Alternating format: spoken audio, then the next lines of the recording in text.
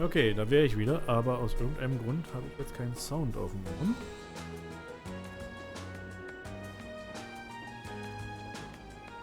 Könnte ja daran liegen, dass ich meine Kopfhörer ausgehabt habe. Hm. Mensch. Runter. Okay, wo waren wir stehen geblieben? Überhaupt. Wir waren auf dem Weg nach Celtic, oder?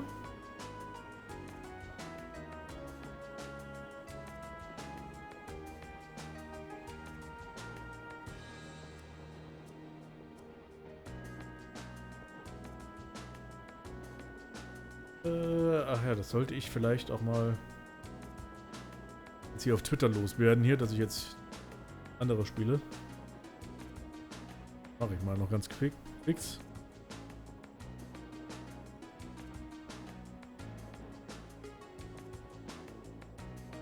Wealth.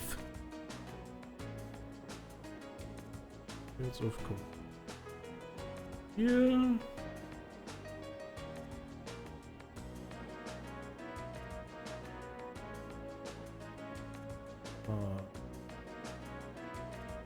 Damit.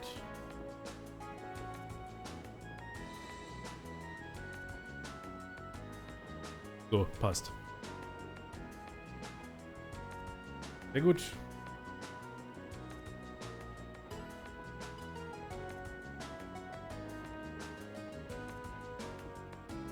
Kann es weitergehen. Okay, ich habe ja eigentlich gespeichert hier eigentlich. Ja, hat hier gespeichert. Aus und ich glaube, jetzt müssen wir zumindest einmal mit allen reden oder mit einer Person zumindest. Reden wir einfach mal mit unserer Lehrerin. Das lief ja schon mal super. Echt tief eingepennt. Wie ein Baby. Selbst ein Kind kann nicht so schnell einschlafen. Ja, wenn man müde genug ist, geht das schon. Okay, stören wir. Ja, wir müssen wahrscheinlich wirklich mit allen reden. Lisa, was hast du denn so zu sagen? Hm?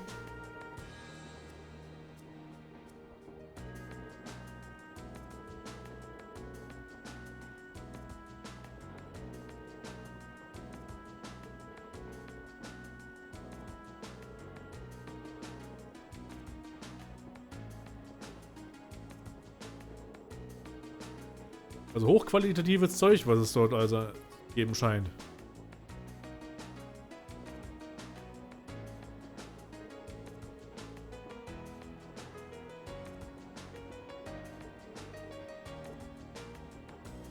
Ja, wir müssen wirklich mit allen reden.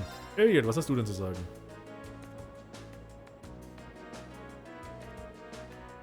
Ach, Blade-Karten. Ja, werde ich nicht machen.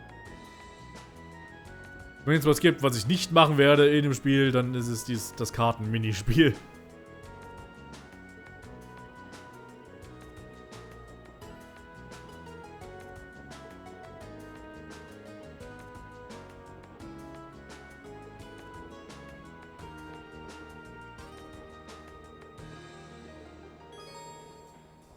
Ja, wenn wir per Zug unterwegs sind, können wir dann Blade spielen.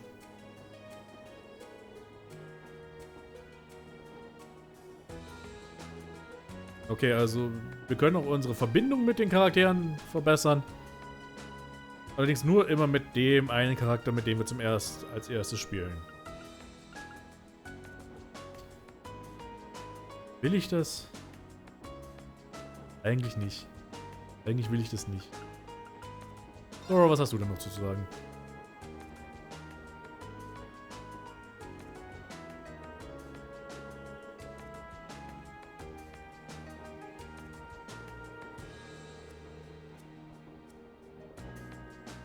Ja, warum waren Markiers und Uses in derselben Gruppe? Wir wissen es doch. Ist doch klar.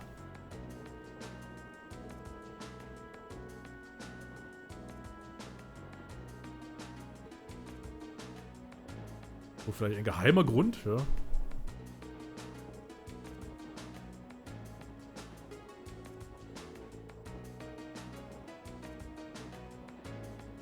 Ja, die pennt.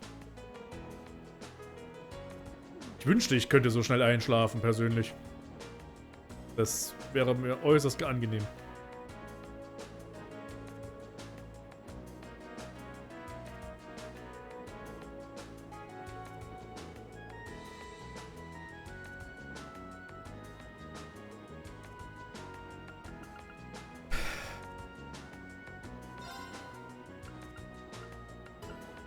Nee, ich habe keinen Bock auf das Spiel mit Blade. Nee, sorry. Wow. Wow, die PS Vita-Landschaft.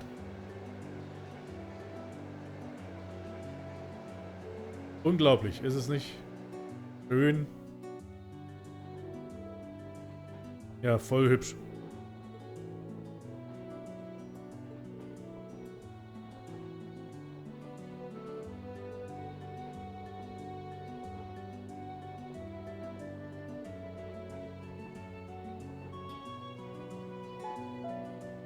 The Ministry of Railways wishes to thank all passengers for their patronage. This transcontinental train is bound for Crossbell. The next stop is Keldick. Keldick. Passengers traveling to Bereahard. Please change trains at this stop. Okay, fast da.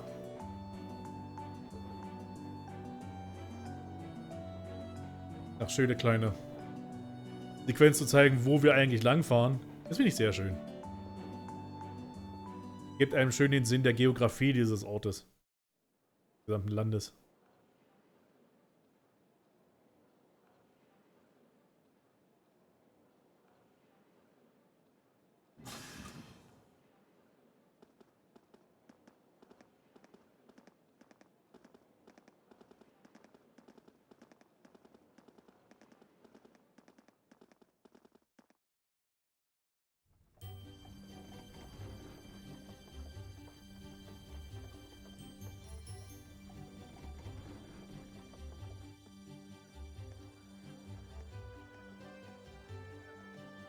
Okay.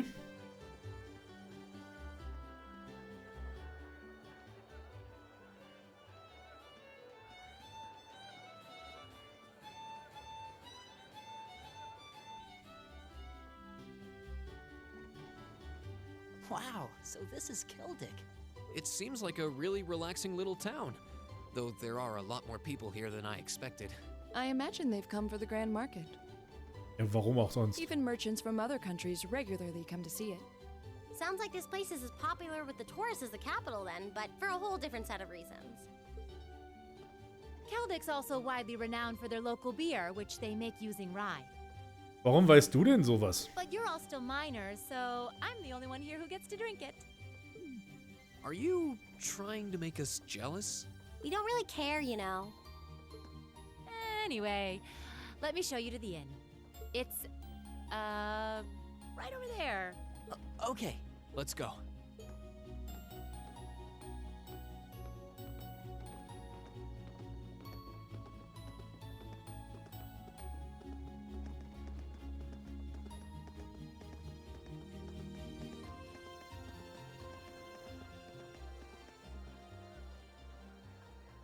Oh, und wer bist du jetzt? Well, well, I hadn't expected to see the Purple Lightning herself in such a quaint little town. And the chicks with her seem like an interesting lot too. Hoffentlich war das jetzt poetisch gemeint. Und du meinst alle Schüler. No time for that now. I have more pressing matters to attend to.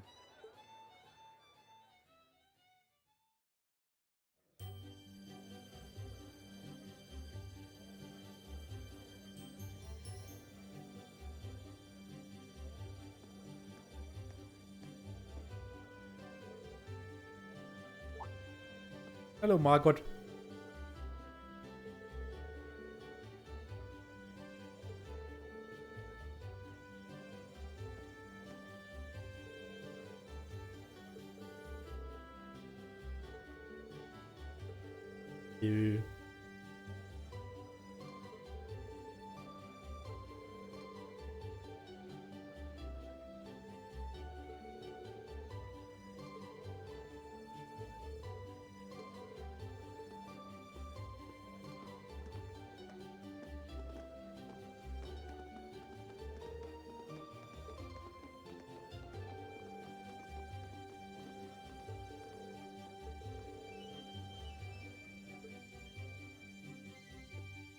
So nicht mal um 12. Und sie besäuft sich schon, ja, das kenne ich.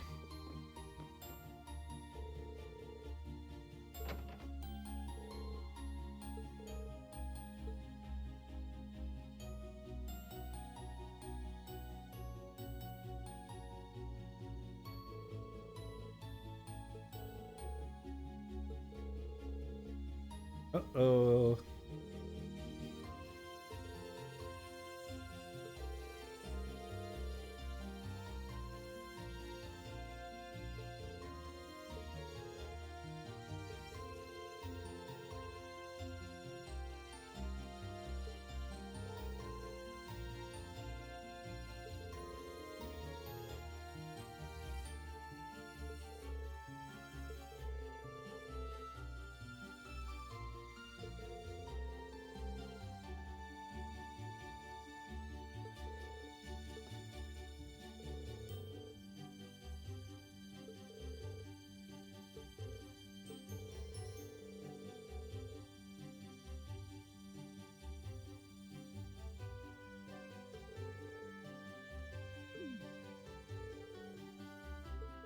Ja, wir sind sehr nachträglich, die junge Dame. Man merkt's. Hoppala.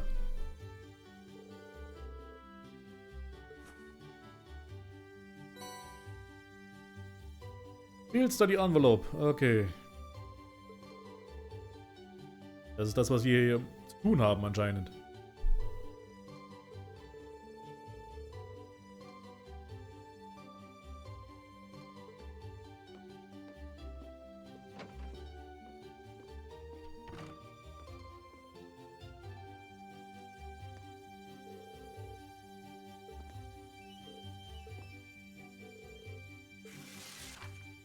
Also, was haben wir denn zu sehen hier?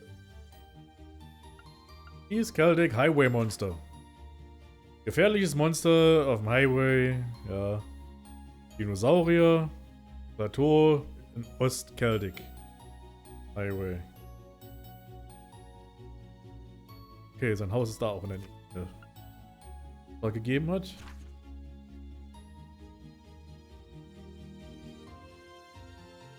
Okay, kaputtes Licht von Samus. Sehr schön.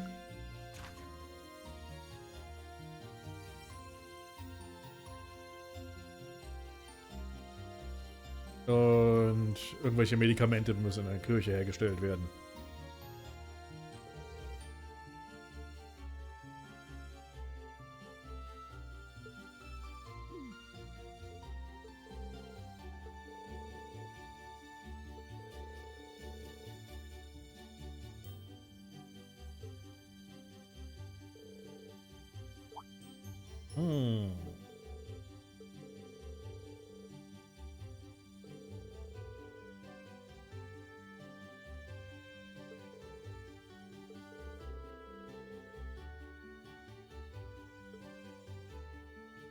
Okay, dann haben wir unsere Aufgaben. Und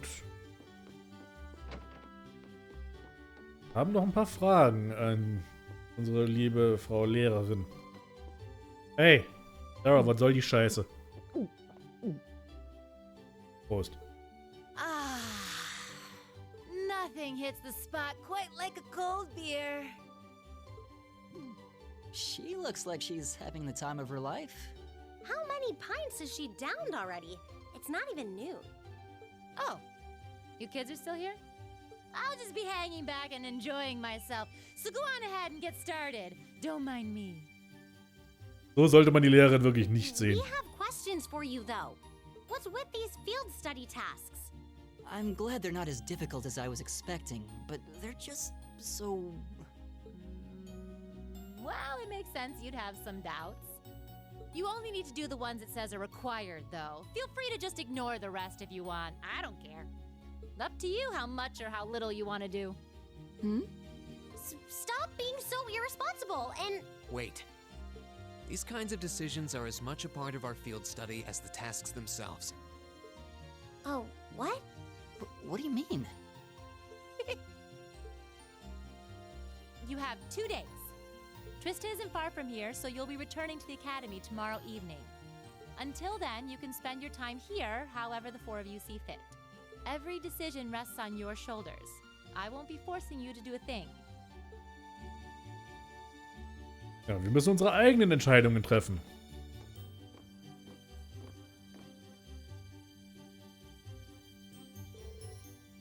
Also.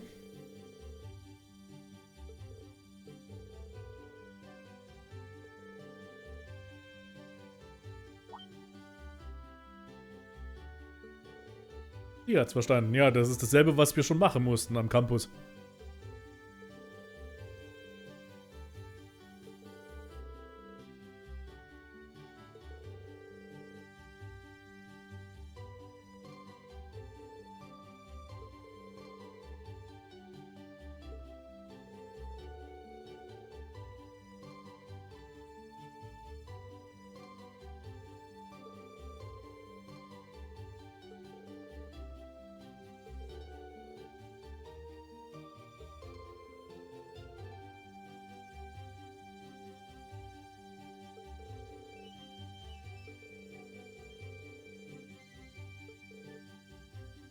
Ich habe echt keinen Bock, das selber zu übersetzen alles.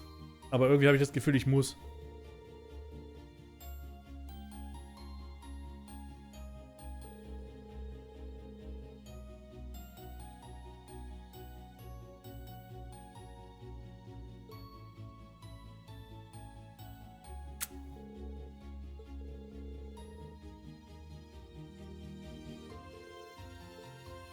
Hier können wir loslegen.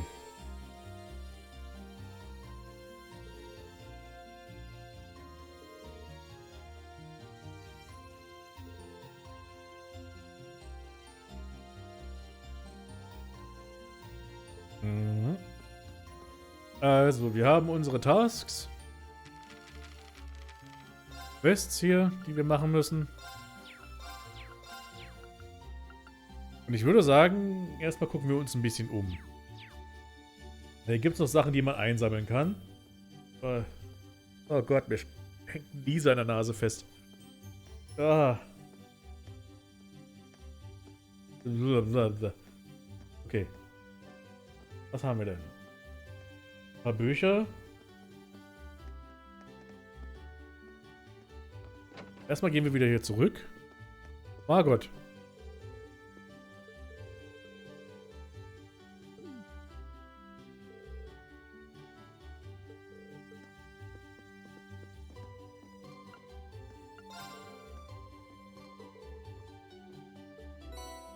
Wir haben ein paar Kekse.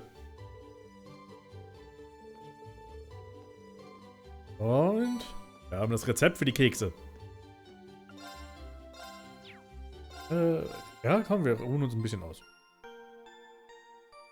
Weil das heilt uns auch unsere CP und die können wir gebrauchen. Gibt's hier irgendwas zu kaufen? Saft. Nehmen wir einfach mal ein bisschen Saft mit.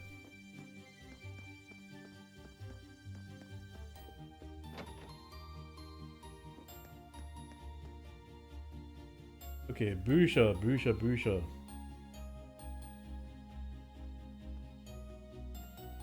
Ja, wir haben was verpasst, aber das macht.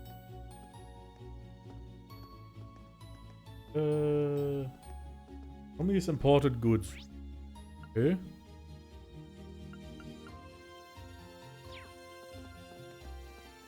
Wo ist jetzt Tommy's Imported Goods? Marktmanagerhaus, die Station ist hier. Innen. Unten dürften die ganzen Shops und sowas sein, ne? Ah, gehen wir einfach mal hier hin. Das ist der Markt. Der berühmte Celtic-Markt. Von dem wir schon so viel gehört haben. Jetzt angenehm. Würde ich einkaufen. Gut.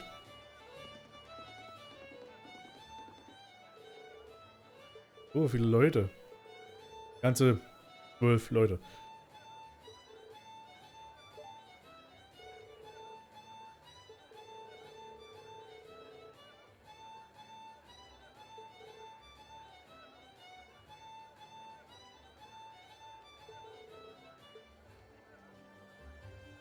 Okay, dann können wir uns jetzt mal ein bisschen umschauen.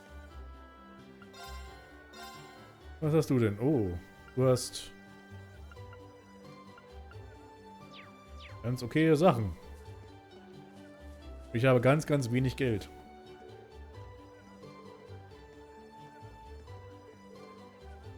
Hallo, ja, Lyman? Merchant Lyman? Oh, Becky, er ist der Vater von Becky. Okay. Deswegen das schottische Akzent.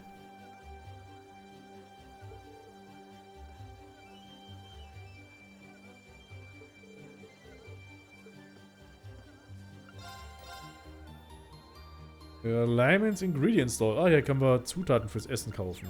Sehr, sehr schön. Können wir was exchange? Oh ja, wir können. Sehr gut, haben wir ein bisschen, doch noch ein bisschen Geld. Hm? Wow, check out all these stalls. Ja, lecker essen. Ich habe heute noch gar nichts richtig gegessen. Haselnüsse.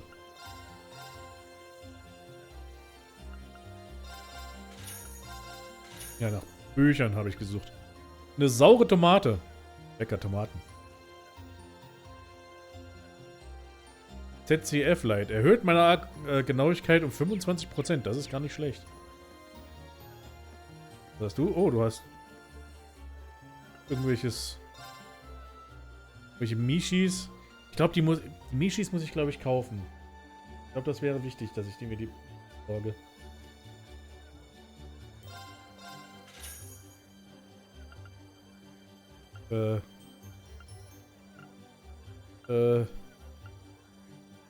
Hier, nimm Mishi mit.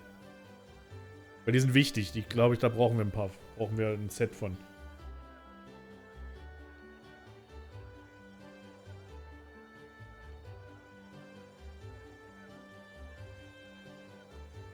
Hier mal.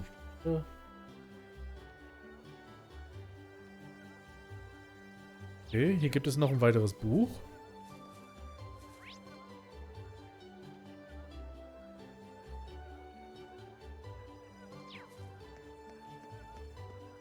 Aber das gibt's. Das irgendwo hier in dem Markt. Was hast du denn? Auch wieder Ausrüstungsgegenstände. So viele Ausrüstungsgegenstände hier. Hier war da auch noch ein Shop. Ich finde es aber schön, dass es hier wirklich auch, dass diese ganzen Shops, die man besuchen kann, auch bisweilen eben einfach auch wirklich einkaufen kann bei denen. Nicht alle leider. Finde ich schön. Oh, hier ein paar. Oh. Oh, lecker. Essen.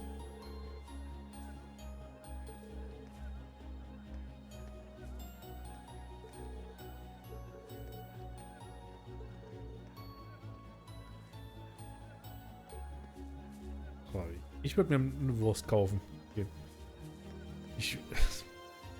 Was war das denn für ein Ausdruck? Ich würde deine Wurst kaufen. Seltsame Art zu flirten, aber hey, wenn es funktioniert.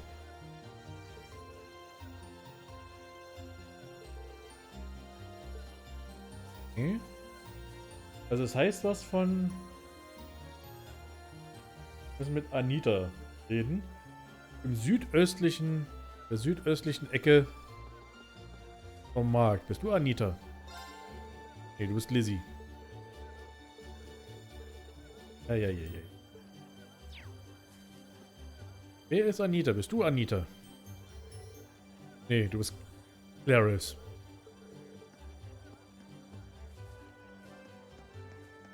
Südöstliche Ecke. Bist du Anita? Du bist Anita.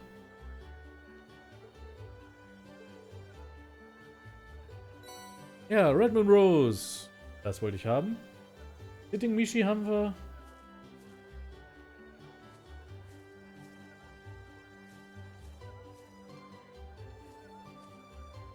Eine Carnelian Reprint Issue.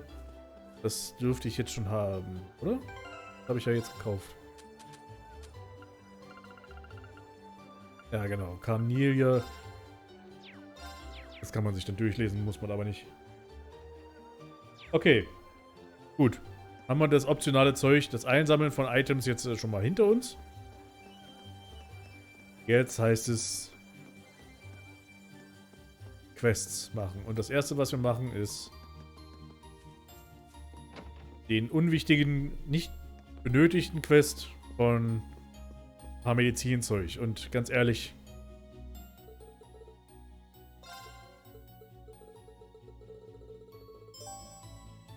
Also wir müssen irgendwas finden, Zeug, um ein Medikament für die Erkältung herzustellen. Zum Glück habe ich jetzt den Walkthrough offen, weil das muss man sich antun hier.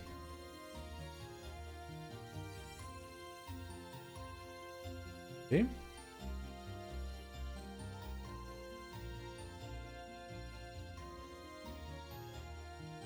Das erste ist ein großen Markt in der Mitte.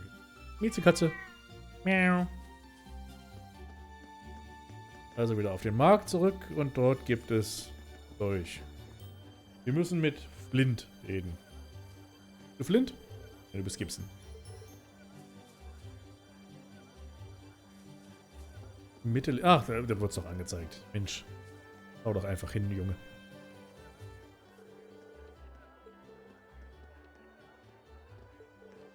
Der Vater Zirbel war eben der Priester. Eine Bärenklaue brauchen wir. Dankeschön. Ach so, das ist keine Bärenklaue, das sieht nur so aus wie eine. Es ist irgendwie ein Kräuter. Durch.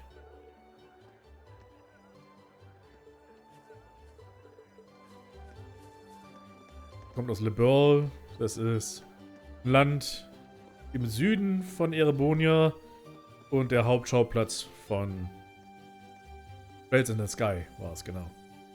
Hier. Obwohl, ne, ist schon so. Nächste ist Farmhouse in Westkeldig. Highway 2. Westkeldig Highway. Können wir jetzt gerade erstmal nicht lang oder was ist jetzt hier los? Hallo. Ach, hi, Brawler. Och, nö. Was ist denn los? Wenn du jetzt denkst, du bist zu spät oder sowas, keine Sorge. Ich habe jetzt den größten Teil ein anderes Spiel erstmal gemacht. Also so viel hast du jetzt von Trails nicht verpasst.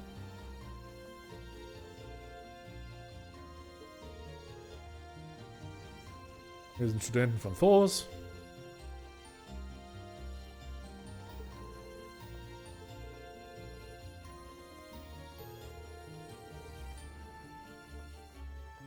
Also ihr seid Mitglieder der Kreuzenprovinzen-Armee.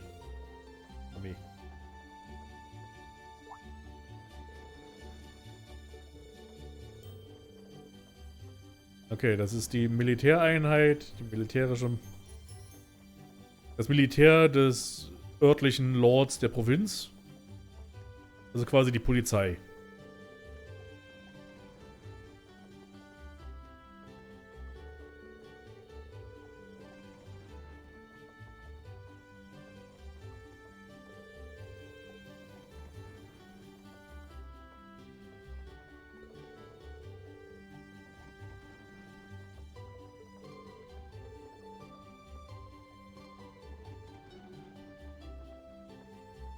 Keine Sorge, wenn du es verpasst hast, ich lade das ja alles dann auf YouTube hoch. Es war ein spaßiges kleines Spiel. Das ist jetzt nur so eine kurze Demo natürlich gewesen. Aber war lustig.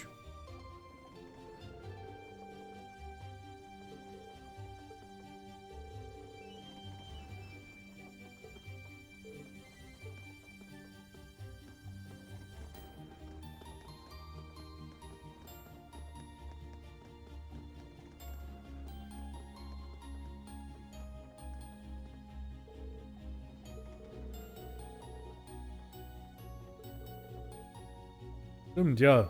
Das ist jetzt wichtig. Die Regierung hier in Keldig ist von Eustaces Vater. Der Albareas.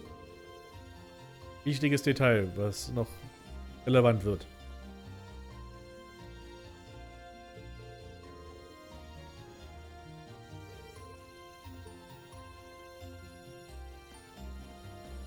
Jetzt können wir weitergehen. Deine Truhe? Nein. All these windmills sure make the town feel pretty laid back. True. This scenery is surprisingly relaxing. No. Oh, ein Beruhigungsmittel haben wir bekommen. Okay, wo müssen wir hin? Gehen wir den langen Weg. Bam. The advantage is ours. Oh. Here we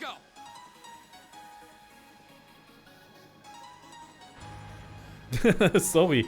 Ich will einfach ein bisschen früher anfangen mit dem Ganzen. Das ist einfach der Grund, weil ich einfach mehr Zeit jetzt beim Stream verbringen will.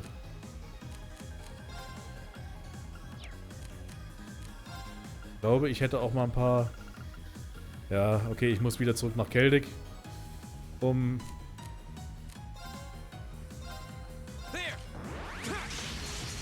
Battlescopes zu kaufen vielleicht. An opening. Oh wow, die machen wenig... Die machen echt wenig Schaden. Turn to flames. Okay, das hat ja sehr viel Schaden gemacht. Werft mal alle ein. Of course.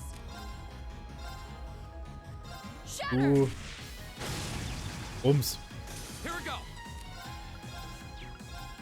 There. Now's our chance. An opening. Right.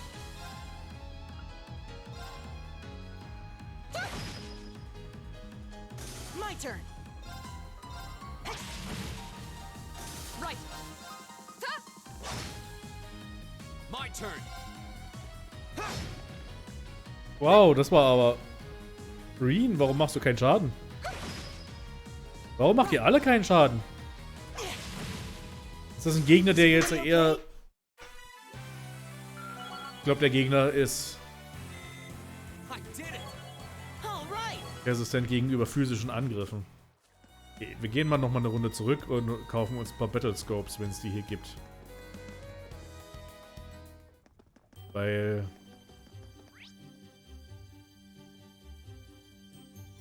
Ich glaube, die werden wir hier nochmal benötigen. Wenn es denn hier überhaupt welche gibt zu kaufen. Okay. Komm. Okay. Wenn es die hier nicht gibt, dann rüste ich einen mit Analyse aus. So soll dann auch gehen. Ah, hier haben wir. Du hast aber keine, hä? Nee.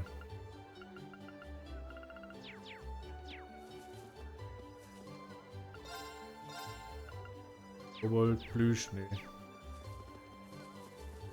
Du hast den Honig gehabt, ne? Ja. Du hattest... Okay,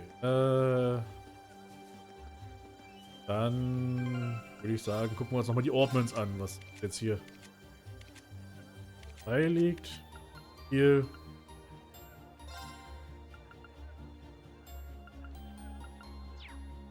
Shit.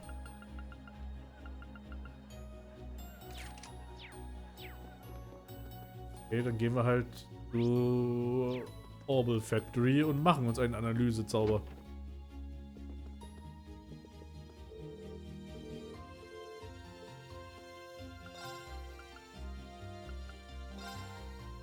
Oh, hier gibt's neue Oh. Oh je. Die sind sogar... Oh, die hauen rein.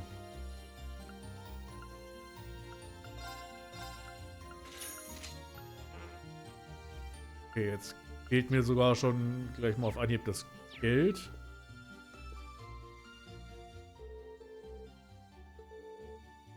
Dann muss ich jetzt wohl erstmal mit dem hier reden. Über die Quest.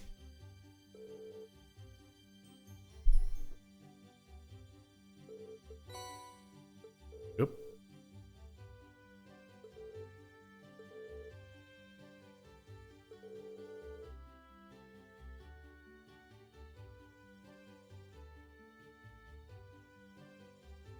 Okay. Also bis zum Lunaria Naturpark. Das ist eine Windmühle. Dort ist die Lampe. Das ist B02.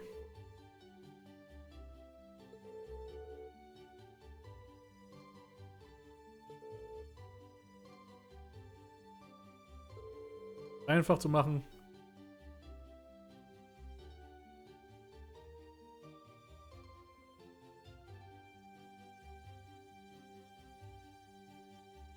Ja, okay, dann sage ich vorher Bescheid.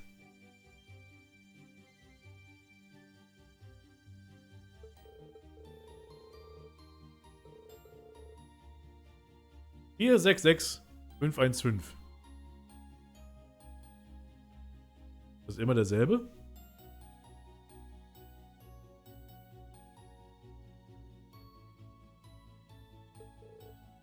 Hier 66515.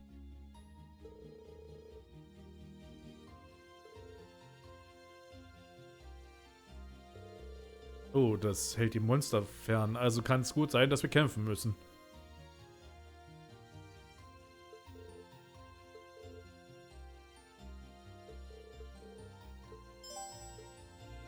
Ja, und da wir ja sowieso auf dem Weg zum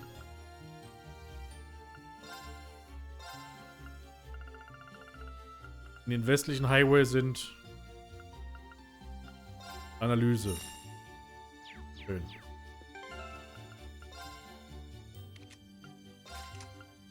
Du kannst erstmal mit Analyse austauschen. So.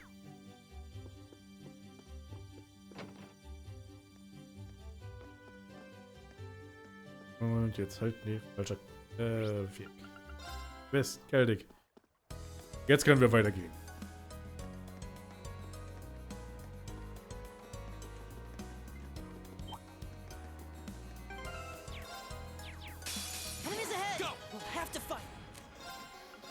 Okay, wir motivieren mal alle ein bisschen, weil die haben ja wirklich jetzt ein bisschen was ausgehalten, die Leute. Oh, du hast einen S-Craft, okay.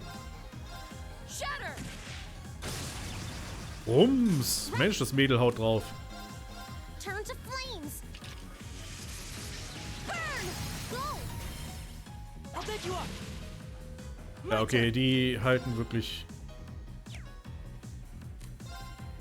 was aus. Warum habe ich jetzt nicht analysiert, ich Idiot? Ja, komplett vergessen. Ich habe doch eigentlich jetzt genau das machen wollen die ganze Zeit schon. Ich wollte analysieren.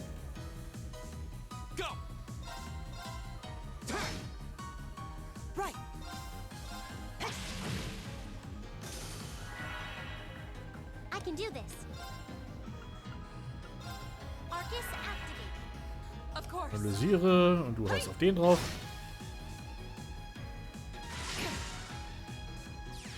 Oh oh. Ganz viel Schaden. My turn. There. Go. An opening. Your swordsmanship gets better with every battle. And I've got a way to go to get to your. Sehr gut. Also ich muss auch wirklich dann, dass ich genug Geld hier zusammenkratze, dass ich dann die Kohle habe für neue Waffen. Now's our chance. Here we go. All right, let's do this. Got it. Okay. Right. Jetzt kommt es mir eher so vor, als ob ich wirklich für jeden Kampf Waffen My muss. turn. Good night. My turn. Obwohl die jetzt natürlich ein bisschen mehr Schaden bekommen dürften. Right. Dass keine Schnecken mit Panzer sind. Burn. Now. I'll pick you up. Here we Lubbels! go.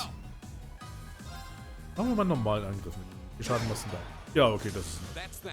Let's keep moving.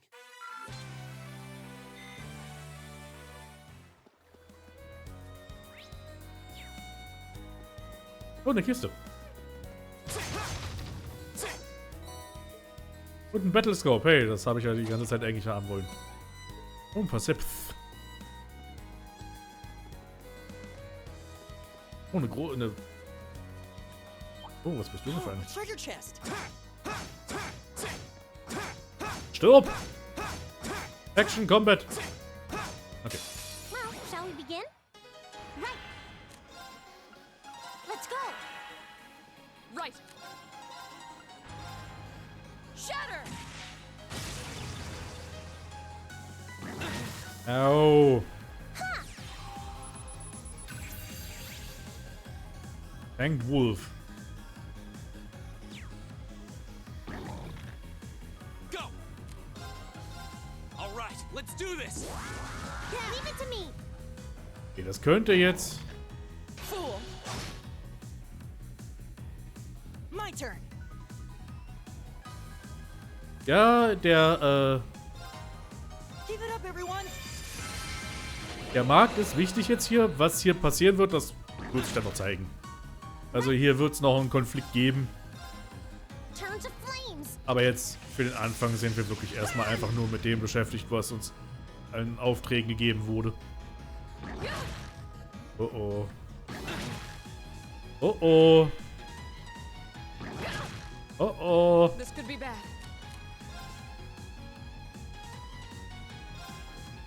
Los, weg hier.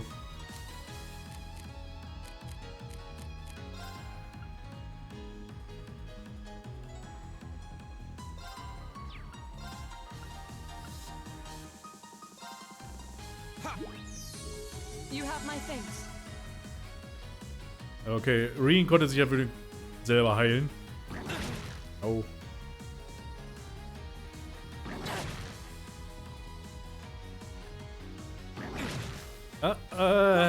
Ja. Give it up, everyone. My turn. Thanks. Right. Okay, jetzt heißt draufhauen. Turn to flames. Burn. Here we go. There. Geht mal alle kaputt hier bitte. Okay, nicht ganz alle, aber viele.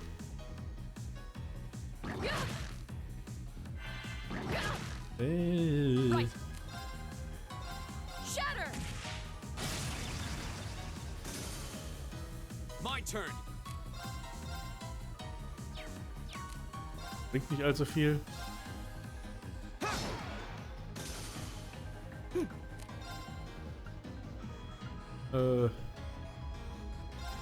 Gegen was bist denn du schwach? Gegen Feuer, okay. Du kriegst jetzt ein bisschen Feuer unterm Arsch.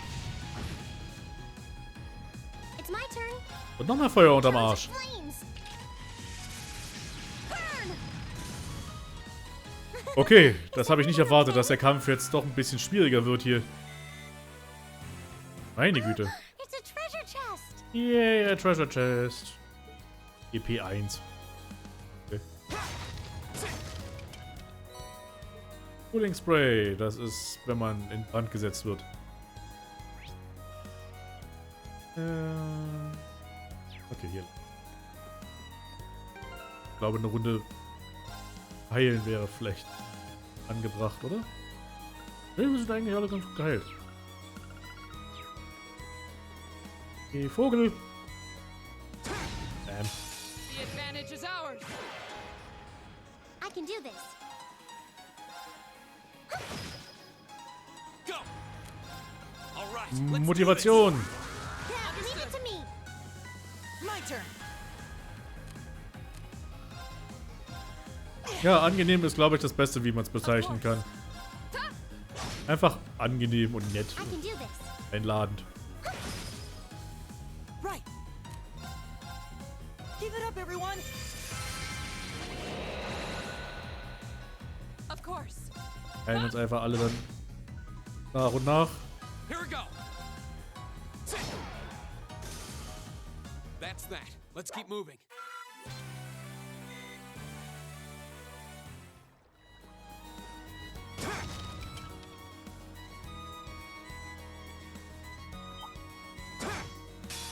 Come on then.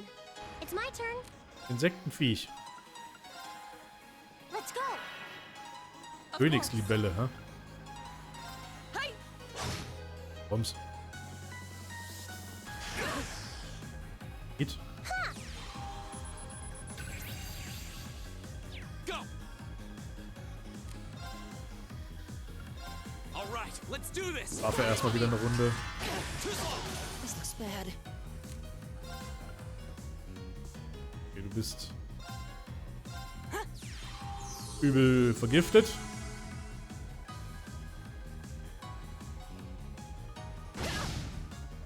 Warum macht ihr alle so viel Schaden?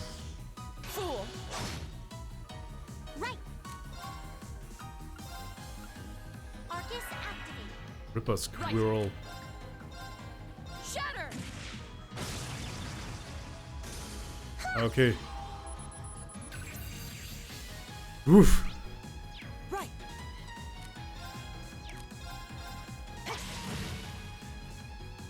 Here we go.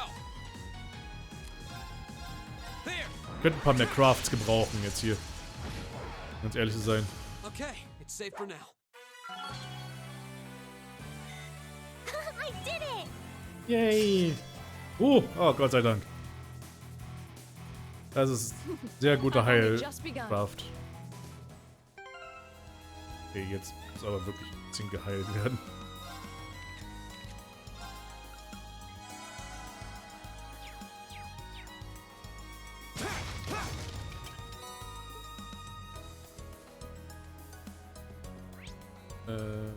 Hier ist erst weiter nix.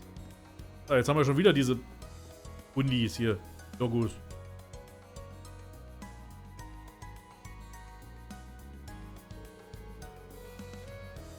Kommen wir wohl nicht vorbei, wenn das Vieh hier in der Nähe ist.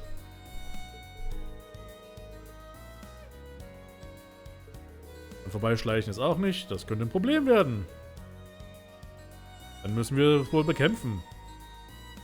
Laura kann eine S-Craft benutzen, welches stärker ist als alle anderen Crafts. S-Crafts benötigen 100 CP und können jederzeit benutzt werden. Egal in welchem... wo man sich in der Reihenfolge befindet. Also... S-Crafts. Genau, starke Fähigkeiten. Und wenn wir Dreieck drücken, können wir jederzeit das Ding einsetzen. Wir machen einen Radiant Dance auf die 4 hier. Behold, my most powerful strike! Radiant Blade Dance!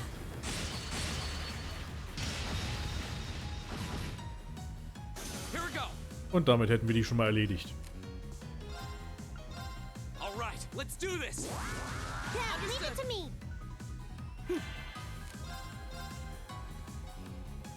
Give it up, everyone! I can do this. Und mal eine Heilung. Hang in there! Schön, dass ein Pfeil uns heilen kann. Oh, das war übel starke Heilung. My turn. There.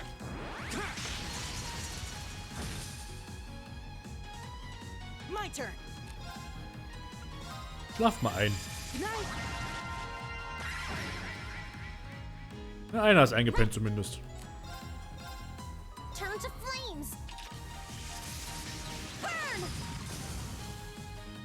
Right! Und das dürfte jetzt reichen. Ah. Dass wir gleich schon so früh im Spiel so viel Schaden machen. Also was heißt so viel Schaden? Rein relativ gesehen vielleicht nicht, aber allein die Zahl. I did it. Wir sind irgendwie Level 9 und wir machen 800 HP Schaden. Das ist... Wenn ich daran denken muss, in irgendwie Final Fantasy, gerade Final Fantasy 8 oder sowas, wo man am Anfang irgendwie 80 Schaden, wenn überhaupt, macht.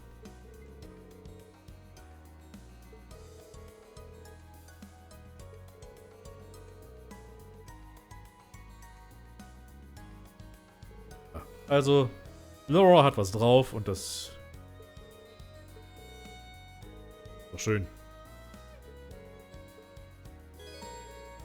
Ich habe übrigens mal jetzt die Musik ein bisschen leiser gedreht, weil ich festgestellt habe, dass die jetzt in den VODs irgendwie, dass die Musik hier im Spiel ein bisschen laut ist, also zumindest der gesamte Spielsound. Also ich hoffe, dass es jetzt nicht zu leise ist. Aber ich denke mal, es dürfte jetzt gehen. Weil ich höre es auf meiner jetzt sehr leise, aber das liegt auch an meinen Kopfhörern selbst, die ich jetzt eben entsprechend so eingestellt habe.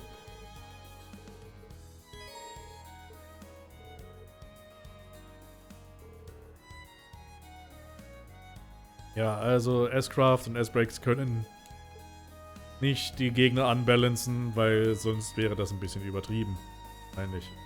Einfach von der Effektivität her.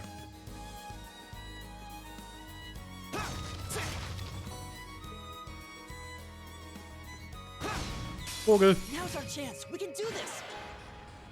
Right. Turn to flames. Burn. Go. Okay, also My turn. für mich ist es hauptsächlich so, dass man mich hört und die Musik halt mich nicht übertönt, weil Of course. ich finde das bei Streams ganz furchtbar, wenn irgendwie die Musik oder der Spielesound einfach viel zu laut ist und man den Streamer nicht hört, wenn er redet. My turn. My turn. Und deswegen ist es mir persönlich immer lieber, wenn die Musik vom Spiel Let's oder keep moving. sag mal Musik vom Spiel, der Sound vom Spiel etwas leiser ist als I did it. jetzt zu laut. Also mir ist das lieber, wenn der zu leise ist als zu laut. Was seid ihr denn?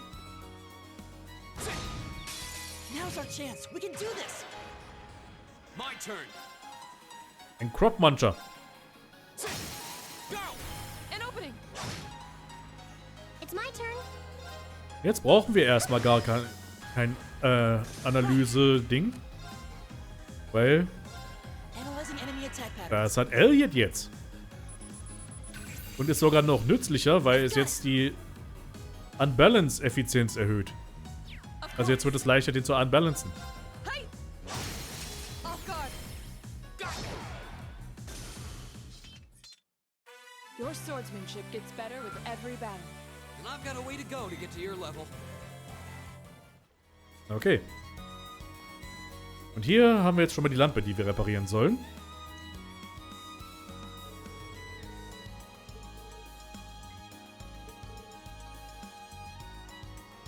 Ja, stimmt. Ach ja, Samus ist das. Samus will, dass wir eine Lampe reparieren, so.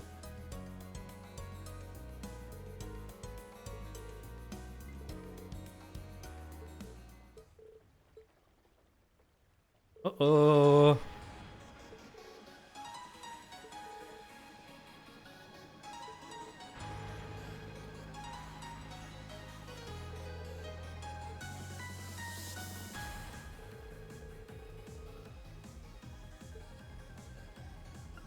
Es war 466515, nicht wahr?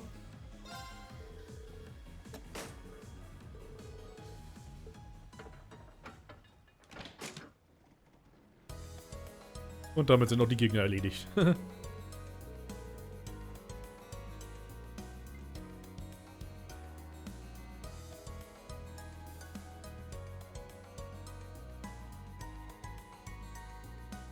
Das liegt nicht an dir, sondern wahrscheinlich wird es bei dir ganz gut geklungen haben, aber als ich es selber überprüft habe, würde es auf meinem Setup hier einfach schlecht geklungen haben. Vor allem, wenn man mit Kopfhörern hört, ist es eh besser, soundmäßig sowieso. Das ist immer der Fall eigentlich bei Kopfhörern. Aber das sind meine Probleme so, daran muss ich halt gewöhnen. Und es ist auch immer so ein bisschen blöd, weil jedes Spiel, jede Konsole, jede einzelne Einstellung ist immer anders. Du kannst es perfekt eingestellt haben bei Konsole und dann stellst du auf PC um und auf einmal ist der Sound wieder völlig im Eimer. War jetzt am Anfang passiert mit der Demo von Facebook 1899. Da war teilweise, habe ich den Sound nicht auf die Kopfhörer bekommen. Seltsamerweise. Ich habe versucht einzustellen, dass der Sound des Spiels auf meine Kopfhörer kommt, aber ging einfach nicht. Er lief nur über die Lautsprecher. Und das dann teilweise so laut, dass das Mikrofon auch noch aufgegriffen hat. Ganz, ganz strange. Aber es war eine Demo, deswegen waren noch so einige technische Sachen eben nicht noch so ganz perfekt.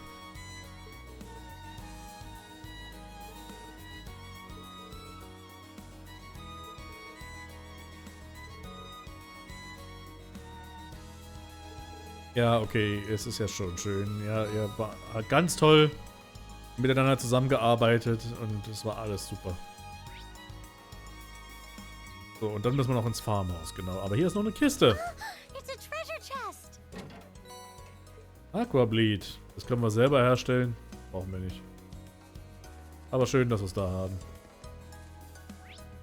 I guess.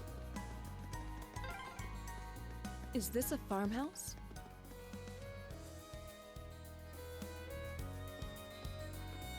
Ja, aber deswegen, es ist eine Demo, da kann man sich schon denken, dass da einfach rein technisch das alles noch nicht ganz hundertprozentig war. Das läuft ja erstmal auf Kickstarter, das Spiel. Das hat noch nicht mal die Kohle dafür da, um fertig entwickelt zu werden.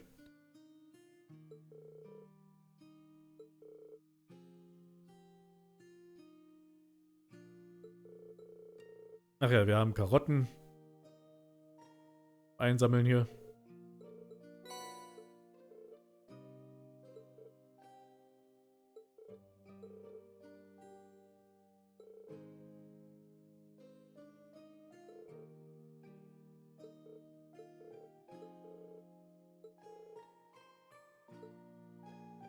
Genau. Das ist auch noch das für die Medizin. Gab es hier noch irgendwas? Moment.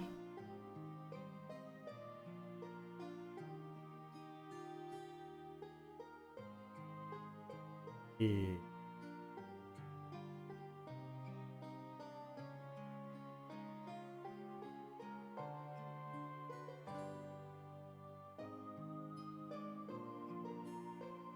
Das. Aber wir reden noch mal mit dir.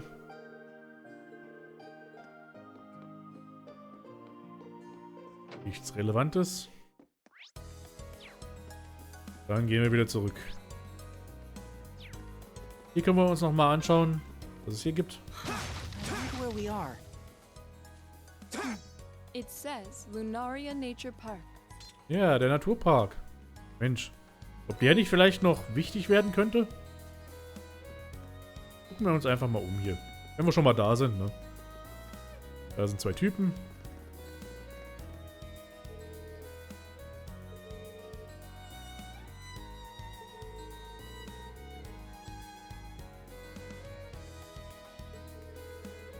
Im Wald, mitten im Farmland, naja.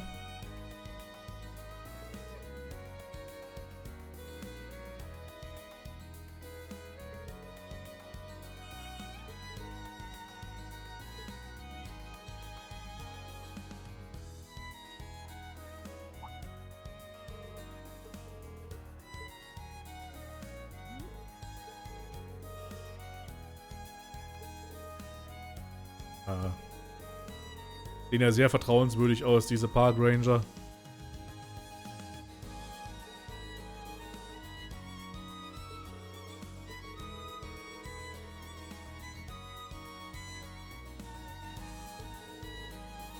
Ja, sind sie echt unhöflich.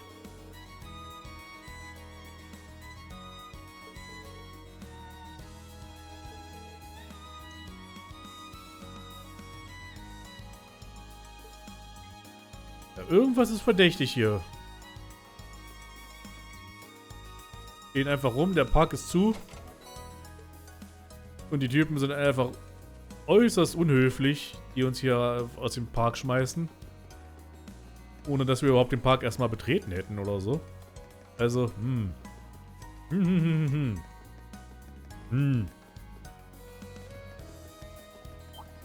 Ja, fuck you. Okay, dich machen wir kaputt. Das war ja nur, sind nur zwei Schneckis. My turn. All right, let's do this. Yeah, leave it to me.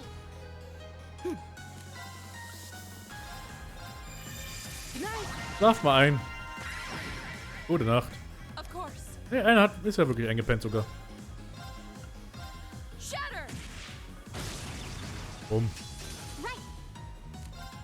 Turn to flames. Der Flamberge. Burn. Ist es Flamberge? Wird es eigentlich auch ausgesprochen Flamberge? Flamberge? Das Schwert, der Schwerttypus? Ich weiß es jetzt gar nicht. Das sind Zwillinge. Keine Sorge. Die sehen sich einfach nur das familiäre.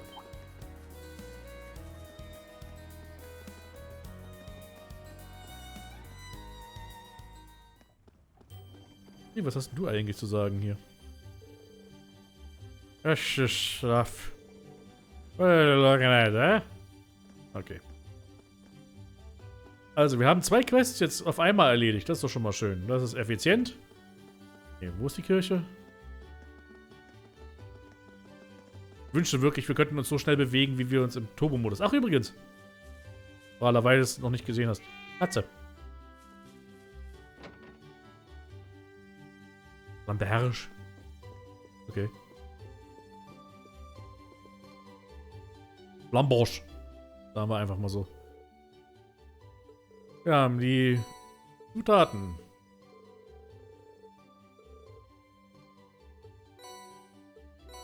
Wir haben auch Zeug bekommen dafür.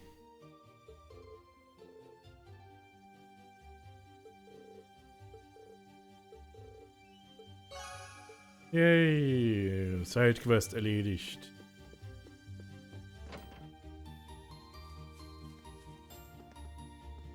Dann können wir auch gleich mal hier das Ding erledigen. Oder können wir... doch, ja, ich will verkaufen. Neue Waffen. Habe ich genug Geld für beide Waffen? Nee, ich glaube nicht, oder?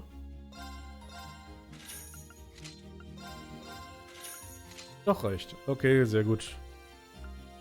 Und dafür habe ich jetzt noch gar keine Kohle. Kann ich noch irgendwas verkaufen, was ich jetzt nicht gebrauchen könnte? Waffen bringen nur herzlich wenig Kohle, aber...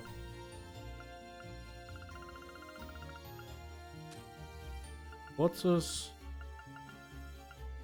So eine Quarzes können wirklich Kohle einbringen, wenn man die herstellt. Glaube ich.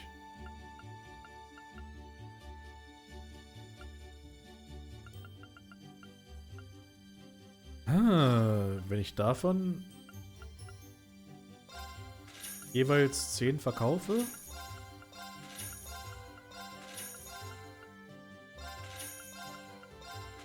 Ja, sieht doch gut aus. Bisschen Zutaten einfach verkauft, um...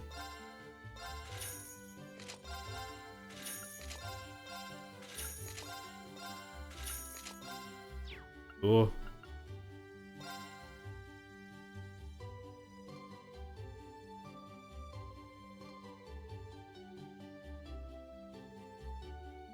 Französisch und Deutsch gleichzeitig, okay. Seltsam, komisch. Aber wenn dem so ist, dann ist dem halt so. Macht denn sowas?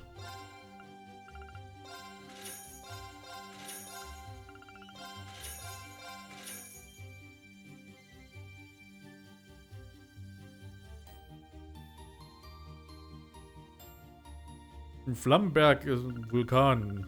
Im Prinzip schon, ja, irgendwo. Flamberge. Ja, so wichtig ist ja.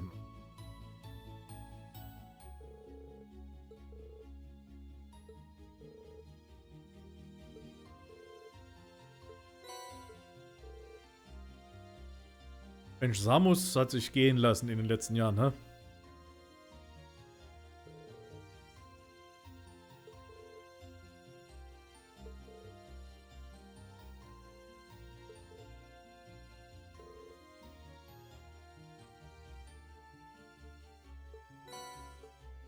Detection, ja?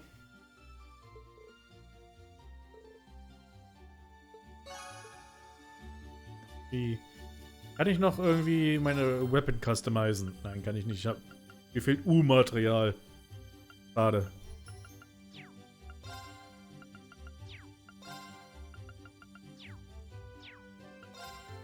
Kann ich ein paar Quarzes machen? Ein paar anständige? Nee, ne?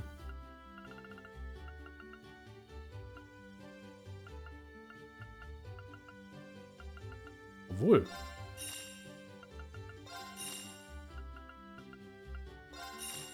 Ein paar neue Angriff. Auch nicht schlecht. Oh, Breath. Ja, doch, das ist gut.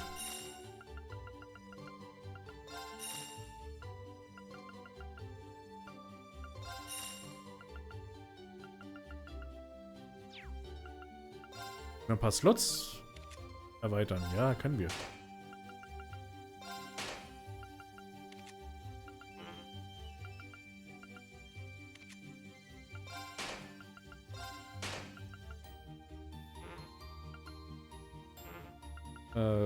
Okay. Irgendwas? Okay. Okay. Ja, ein paar Slots noch weiter geöffnet, ist gut. Noch was kaufen? Okay. Oh, neues Master Quartz. Nehmen wir doch gerne an. Gut. Schauen wir uns das doch mal an, was wir jetzt hier eigentlich freigeschalten haben. Scepter. Obtains Happeth from Attacks and Crafts. Klingt jetzt nicht so geil, muss ich ehrlich sagen. Was kann Angel eigentlich? Ja? Was kann Brave? Ah, okay, du bekommst einen Stärke-Buff am Anfang des Kampfes. Das ist eigentlich gar nicht schlecht. Das ist genau richtig für Laura. Das ist super.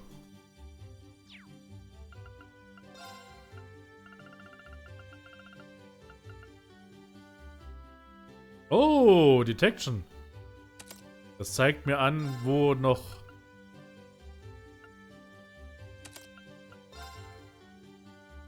Kisten in der Umgebung sind. Das ist nicht echt nützlich.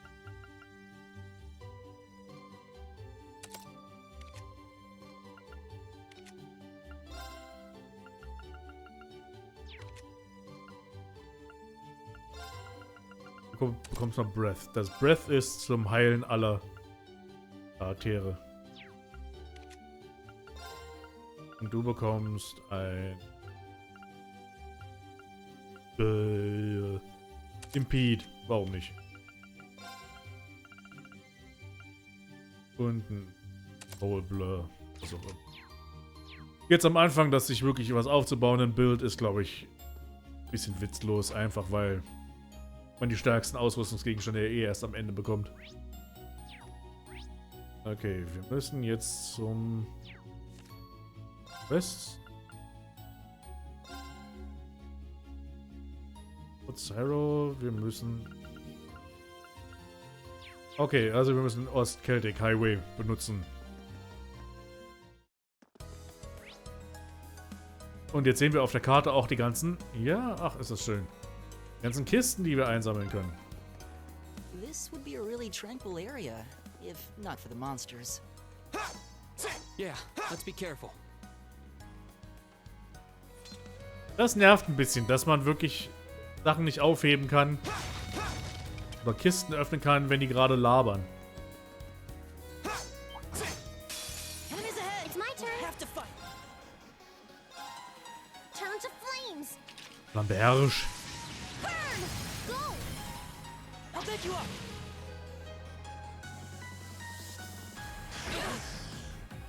Right. Ist das denn nötig?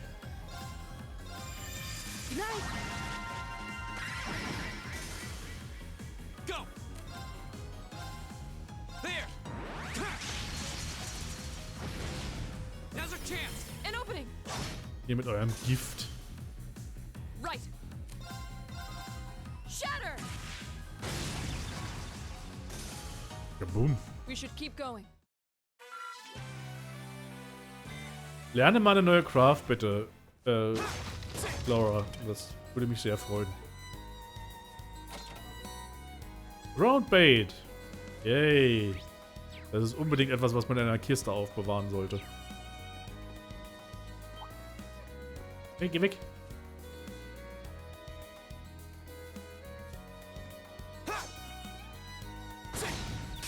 Now's our chance. Here we go. All right, let's do Leave it this. to me. I can do this. Den haben wir Info. Ja, okay, die haben wir Turn to analysiert. flames. Burn. Go. I'll back you up. Lullaby. Right. Ich glaube, ja, sie braucht kaum jetzt eigentlich wirklich Fähigkeiten einsetzen, weil ihr gewöhnlicher Angriff, ihre Angriffskraft ist so schon übel. Go.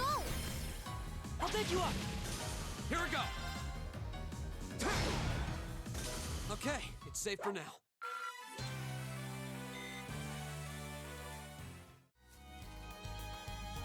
War doch eine Kiste, oder?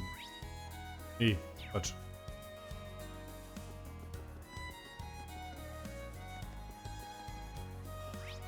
Hier war eine. I can do this.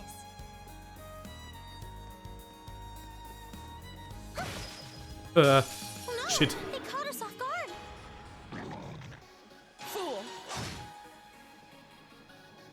Ich wollte den Gegner eigentlich anlocken und ihn dann, wenn er sich umdreht, in den Rücken angreifen. Das hat aber so nicht gut funktioniert.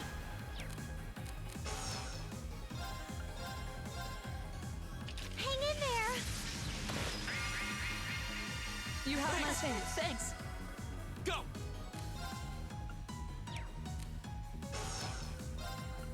All right, let's do this. Give it to me. Right. Give it up, everyone. Of course. Okay. Vielleicht ist ein S-Craft jetzt vielleicht auch nochmal irgendwie gefragt, einfach um so schnell wie möglich die Gegner hier aus dem Weg zu räumen. Oh. Not here. Und automatische Heilung wieder. Sehr schön. That's that. Let's keep moving. Uff.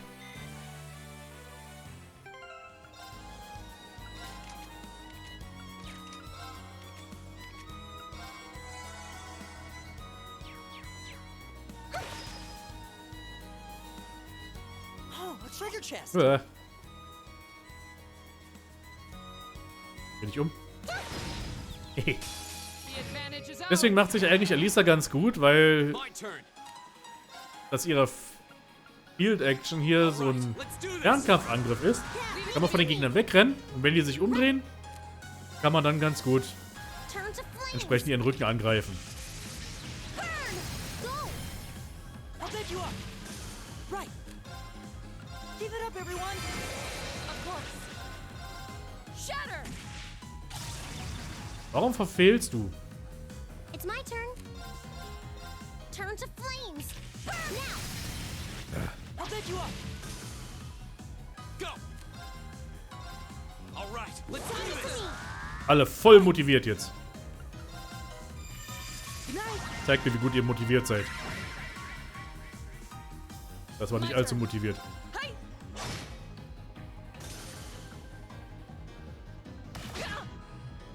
I can do this. Kriegen aber kaum Schaden.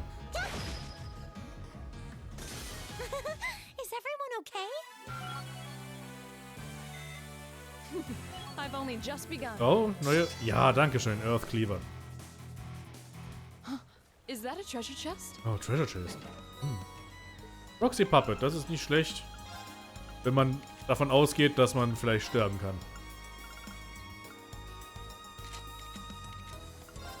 Ihr habt ja teilweise noch gar nichts ausgerüstet.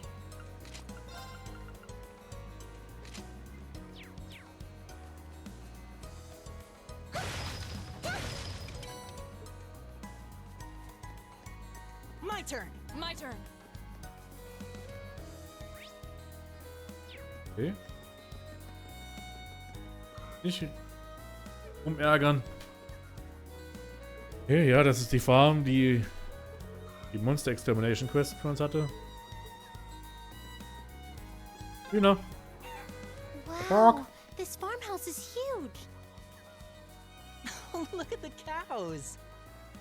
Aus? Oh ja, Kühe, guck mal.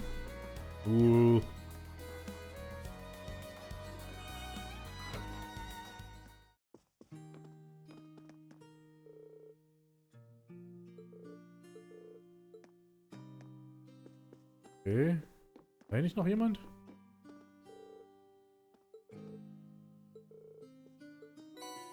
Ah, Rezept. Ganz wichtig. Wir müssen alle Rezepte einsammeln. Ja, wir sollen uns um das Monster kümmern.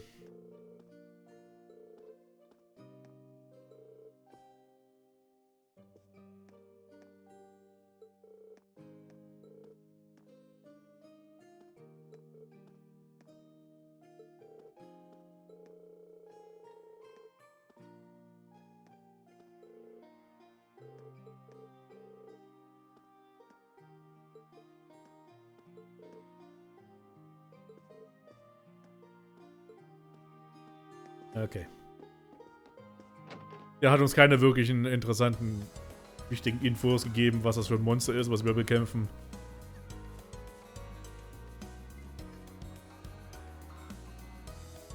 Ja, ne? Wir haben die ganzen Monster und dann hier Kühe. Man hätte die Kühe auch ein bisschen Fantasy-mäßig darstellen können. Genauso wie die Hühner.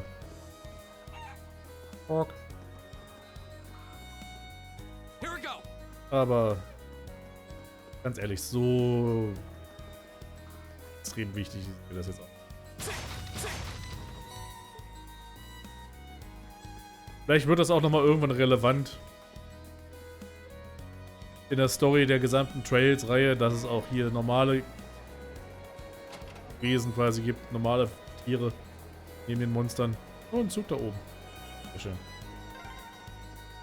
Transcontinental Railroad, huh? Guess that'll take you out of the country. Yeah. If you keep on heading east, Ruhe. you'd eventually reach Gorelia Fortress. Ja, wir wollen aber nicht zu Guerrilla Fortress. Erstmal wollen wir nur Kiste haben.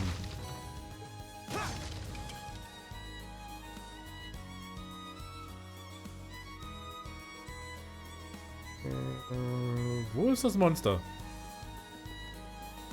Das dürfte hier oben sein. Oh ja, da ist er. Okay. Sind wir alle vollständig geheilt? Ja, allerdings...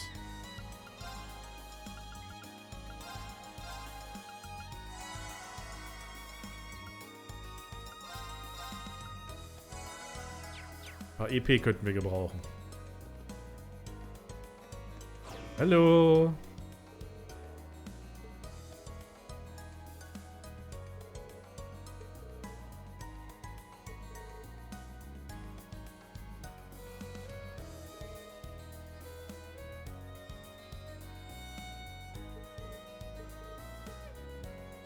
Ja, okay, wir sind vorbereitet, glaube ich.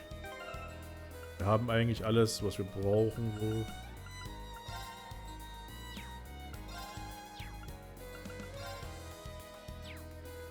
Das ist in Ordnung.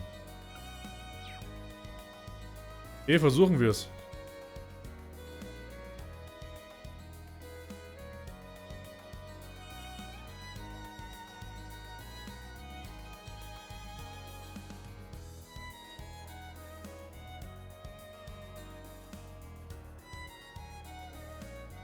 Ja, das ist immer... Das ist das Problem bei solchen Sachen. Wenn man dann ja irgendwie so eine... so Fantasy-Welten und Fantasy-Kreaturen einführt und dann das Ganze zusammenbringt mit normalen Wesen, dann kann das teilweise ein bisschen miteinander Probleme verursachen. So. Careful. My turn. All right, let's do this. Leave it to me. It's my turn. Mach mal ein Blessed Arrow, einfach um für Laura You have my thanks. ihre CP aufzufüllen. Und ein Resounding Beat kriegen wir auch noch dazu. My turn. Und den Earth Cleaver machen wir auch noch dazu. Off guard. Allerdings dürfen wir nicht vergessen, das Vieh zu analysieren. Oh, bist du hässlich. Here we go. All right, let's do this. Leave it to me. It's my turn. Noch ein Blessed Arrow. Hang in there. You have my thanks. My turn. Bevor wir es vergessen. Attack patterns. Vector. I've got it. Ein Lizard Monster. Releases sound waves by vibrating its dorsal fin. Then crushes its prey with its teeth. Okay, er mag Wasser überhaupt nicht. Okay. Of course. Shatter. Now.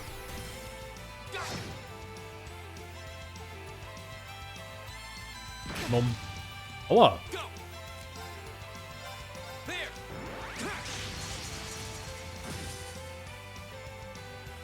I can do this. Ja, Schaden. Ja, ich dachte mir schon irgendwie, dass der...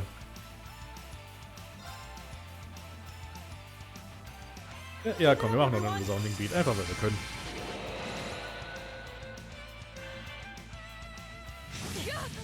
Au! Shatter. Now. Mensch, das Mädel haut aber drauf.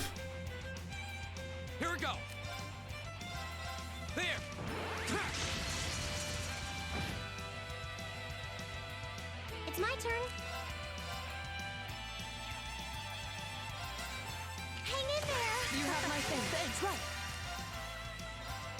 Lullaby. Einschlafen tut er auch nicht. Er hat ja keine Pupillen. Right. Das ist unheimlich. Shatter. Now. Und da wäre es auch schon gewesen. Your swordsmanship gets better with every battle. And I've got a way to go to get to your level. I did it! Hey, Nicely done. Level up und noch ein Level up und noch ein Level up. Laura hat kein Level up. Okay, haben wir das erledigt?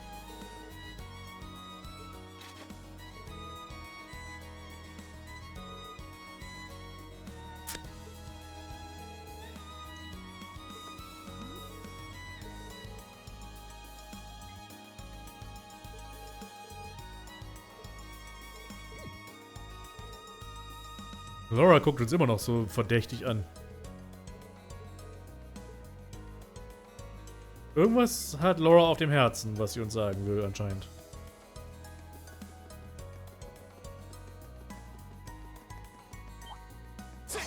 Hoffen wir mal, dass einfach... Rebuild our formation. Too slow!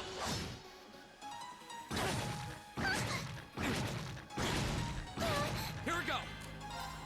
Alright, let's do this! Right. Hang in there. You have my thing. My turn. Keep it up, everyone. Of course. Shatter. Right. Hang in there. You have my thing. Thanks. Here we go! There! Right. Of course. Here we go! We'll cut our own path. Das ist ein fixer Kampf.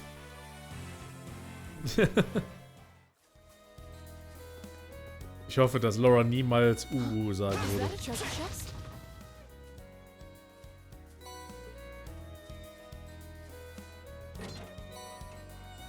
Erdlanze. Okay. Hier können wir nicht weiter.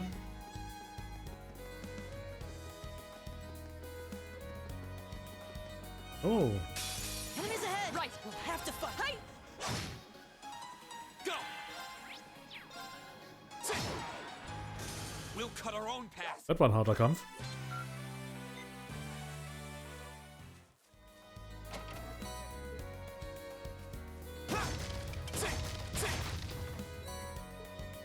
Tierballen. Sehr gut.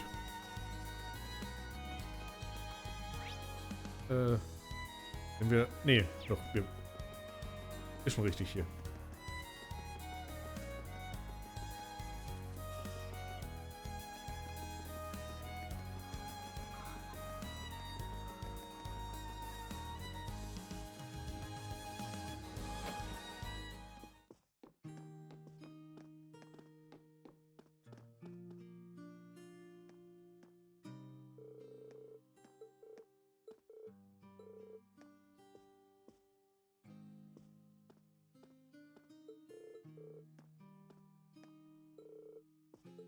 Ja, und wieder Smalltalk.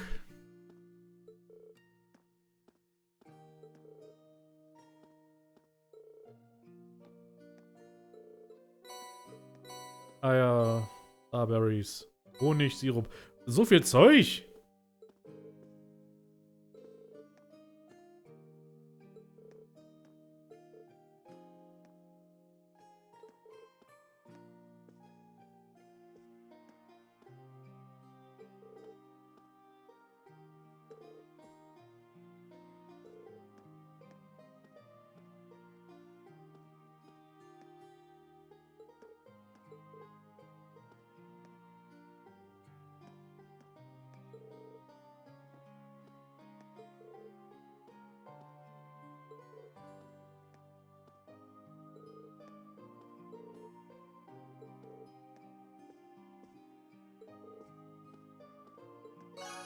Okay.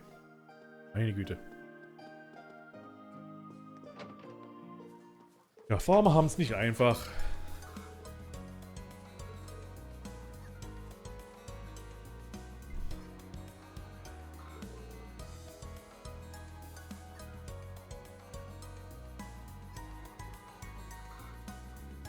Ja, stimmt, der hatte Probleme mit der Provinzarmee, die haben mir da irgendwie das Leben schwer gemacht, stimmt.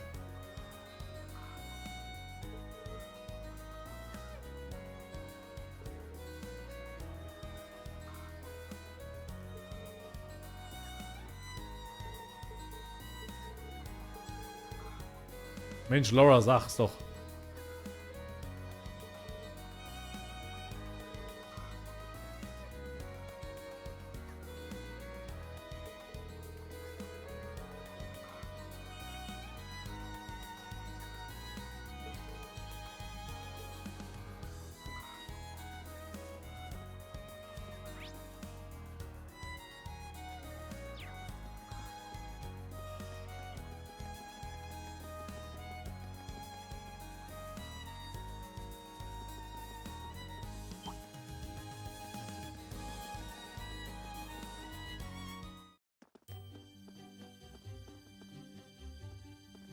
Fuck.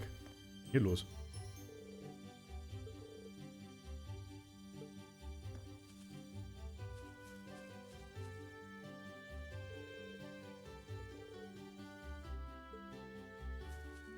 Streiten sich. Nichts.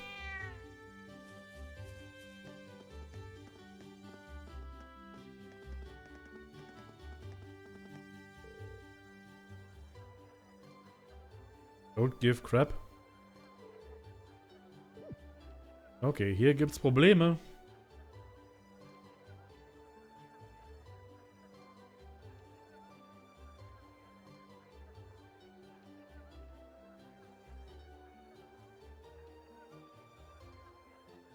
Jetzt genau.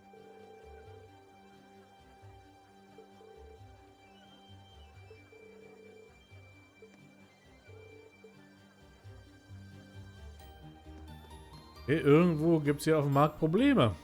Was ist hier los? Mein Sport.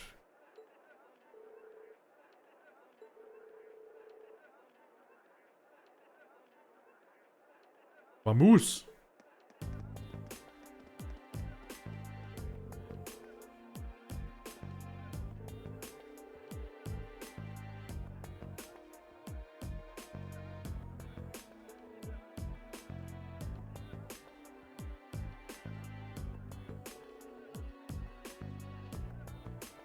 Oh je.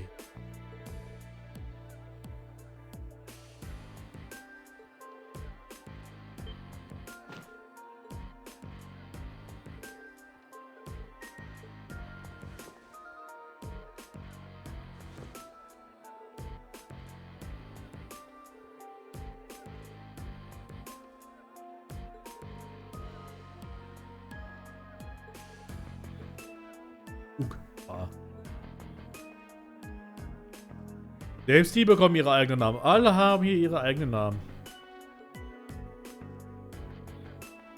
Die Meddling Kids. Ja, wir sind Scooby-Doo. Einmal.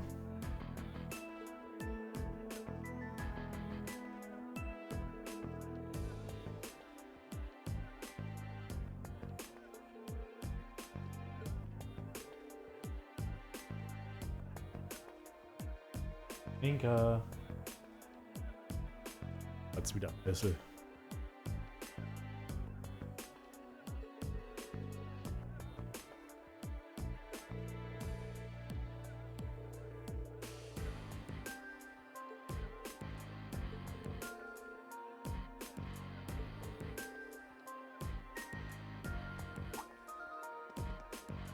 Was zur Hölle ist hier los? Oh, schicker Hut. Wenn er ihn noch mal richtig aufsetzen würde. Manager Otto.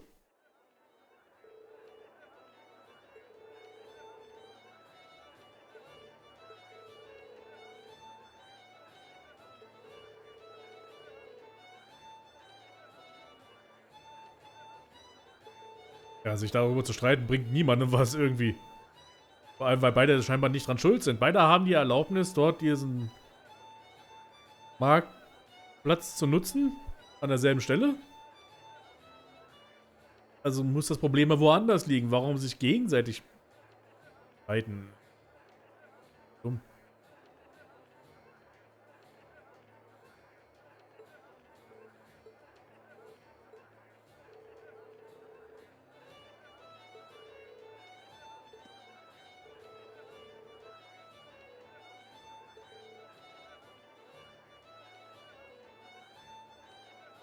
Er weiß von uns.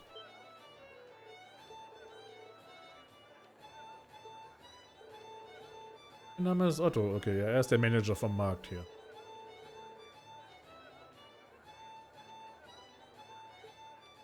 Oh, wir bekommen Tee von ihm. Großzügig.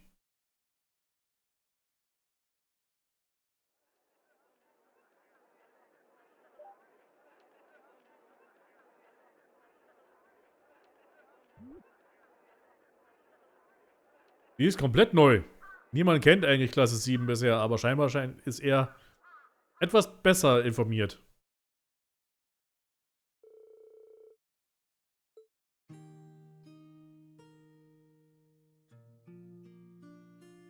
Ja, er hat uns die ganzen Aufgaben gegeben. Ah, okay, er ist ein alter Freund von Principal Andik. Like.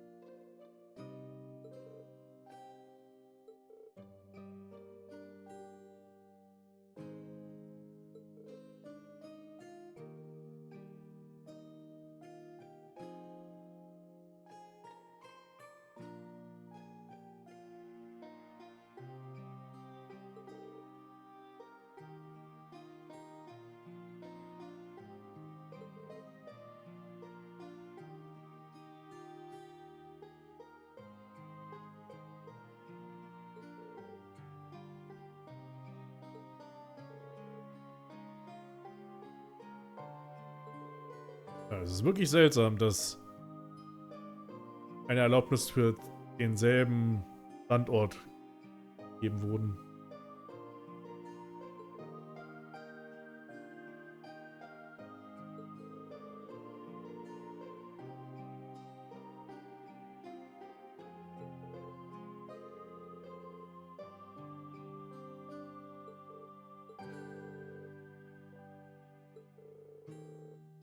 Geht hier wieder Politik los.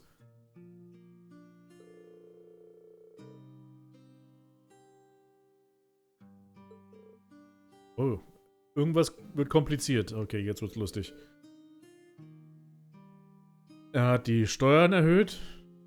Das ist nicht gerade wenig.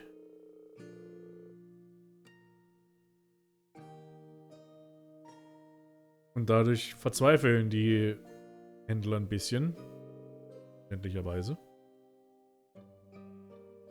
Und solche Streitigkeiten werden immer häufiger.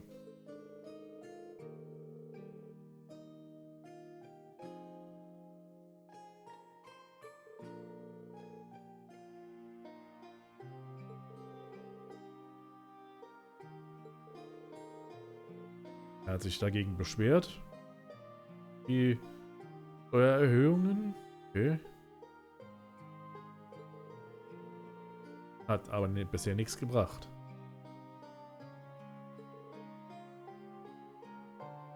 Seit 2 Monaten, oh je.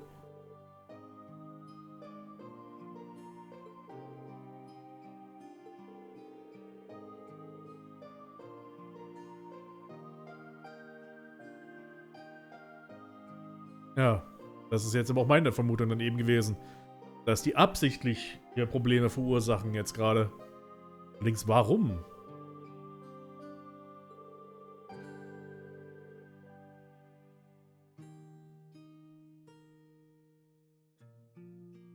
Und die Soldaten machen nichts dagegen gegen diese Streitigkeiten. Schreiten nicht ein, obwohl das eigentlich ihr Job wäre als Polizisten.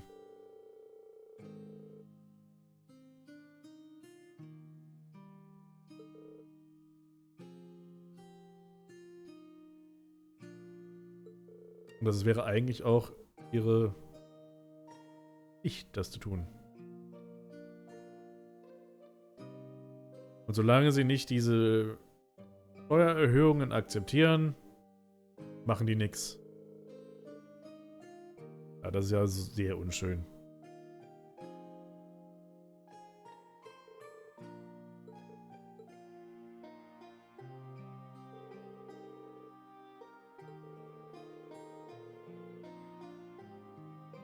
Das wäre eigentlich eine Konversation, wo man Voice Acting hätte einbauen können, finde ich. Hier wäre sie wichtig gewesen.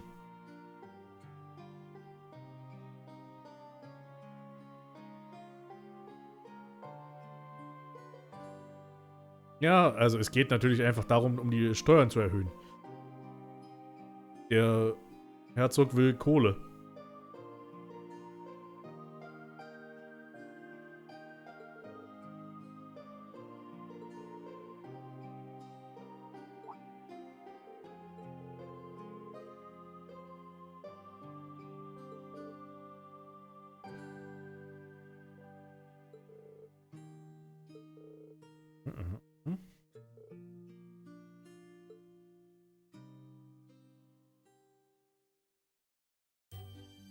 Gut. Also wir haben schon mitgekriegt, hier die Lage ist etwas kompliziert mit dem Markt und was der Herzog will und dass er dazu auch noch so ein bisschen die Polizei so ein bisschen dazu dringt, da mit reinzusticheln.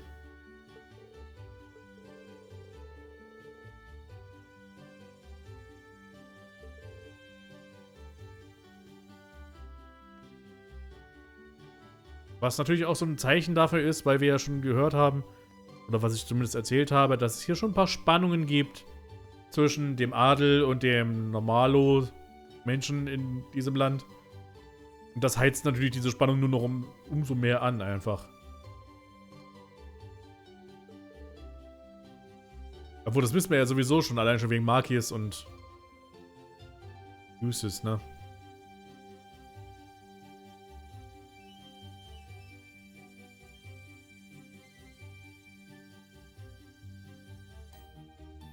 Ja, es ist kein sonderlich schlauer Plan, das muss man wirklich sagen. Aber er will halt wirklich Probleme provozieren. Und zu sagen, ja, wenn ihr dann eure Steuern zahlt, dann kümmern wir uns wieder um die Probleme. Wenn nicht, dann müsst ihr selber klarkommen, so ein bisschen. Das ist einfach fast schon Erpressung, kann man fast sagen.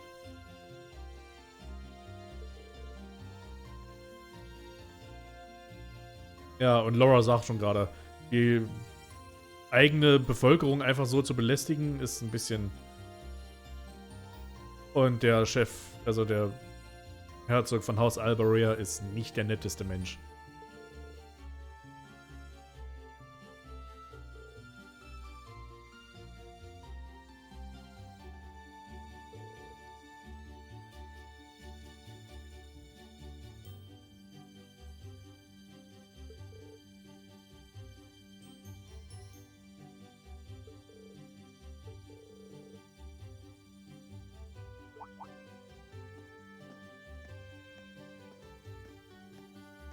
Es gibt auch nette Herzoge hier im Spiel zumindest. So ist es nicht so schlimm. Das sind nicht alle so schlimm, zumindest hier im Spiel. Gruppe B kriegt nichts zustande, ist klar.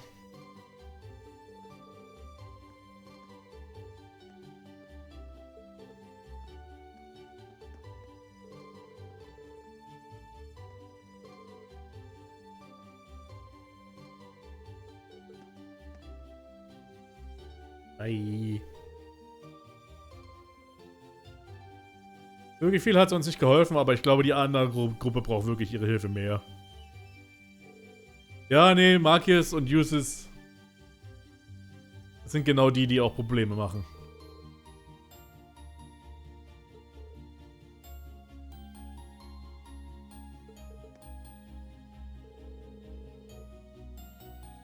Ja, wir sollten uns aus.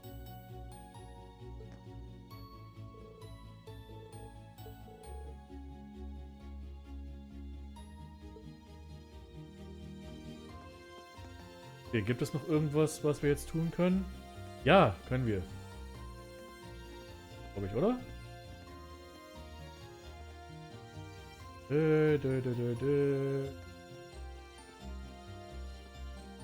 Okay, zum Großmarkt müssen wir noch mal gehen, kurz.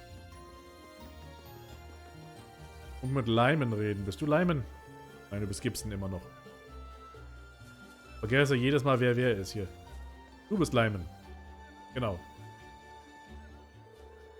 Leime ist Beckys Vater, übrigens. Haben wir schon noch am Anfang des Streams festgestellt. Much ut der.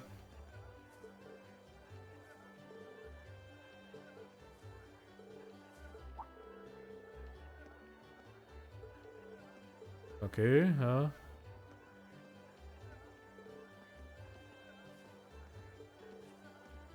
Becky war die mit dem schottischen Akzent. Genauso wie ihr Vater eben.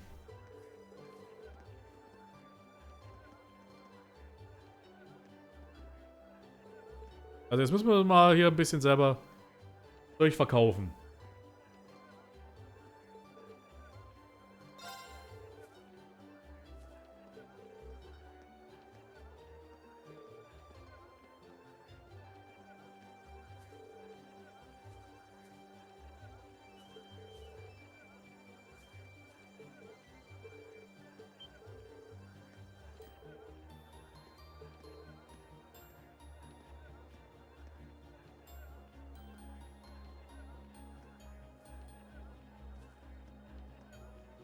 Nicht die Händlerin, Shopkeeper in dem Örtchen, sondern sie ist ja selber Studentin. Sie ist ja selber Schüler an der Schule. Ja, okay, das ist jetzt bladibladibladibla. Also, Reen muss Zeug verkaufen. Und jetzt.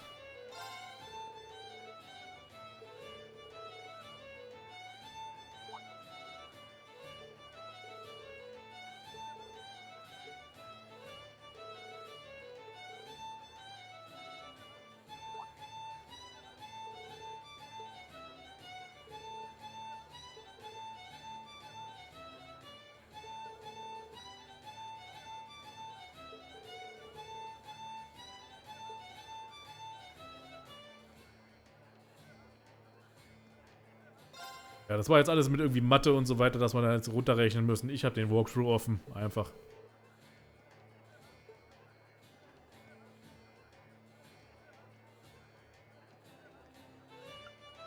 Und noch ein bisschen Käse.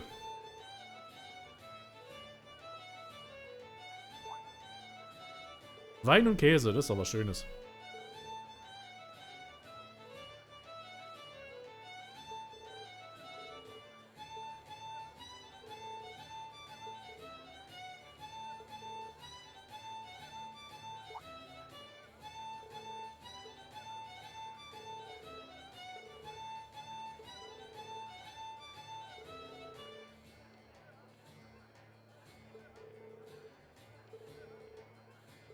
Cabbages. Okay. 20 Mira pro Cabbage. Und wir verkaufen 6 da für 60 Mira.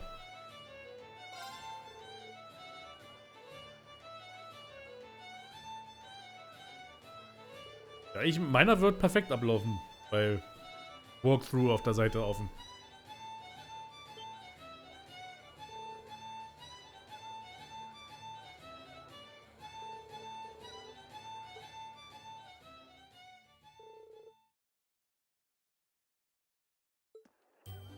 Merchantry.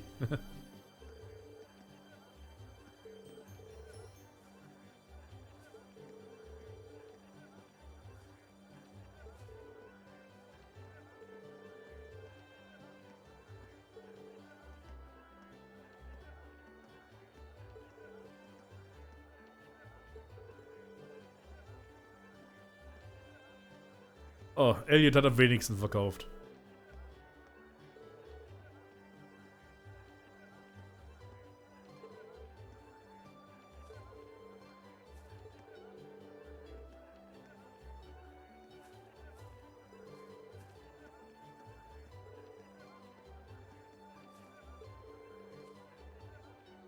Laura war zu nett und hat zu viel Discount gegeben.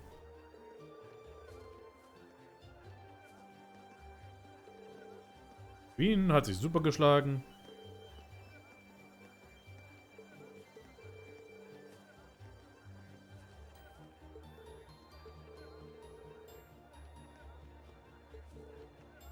Und Elisa war die Beste im Verkaufen. Welche Überraschung. Ja, hahaha.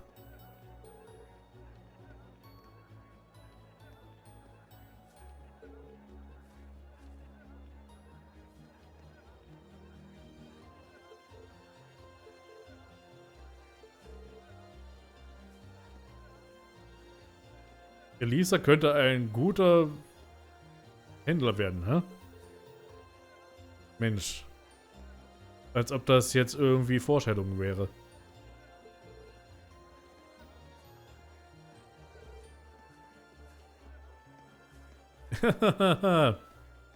Bist du verwandt mit irgendjemandem, die irgendwie Erfahrung damit haben, daran zu verkaufen? Nö. Überhaupt nicht.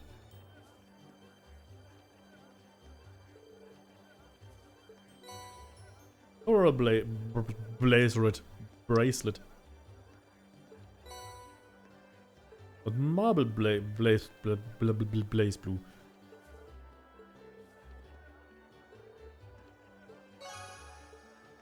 Und den Hidden Quest haben wir erledigt. Jetzt geht's ab ins Bett. Bin ich hier richtig? Nee. Wo ist das Hotel? Da. Der Weathercock.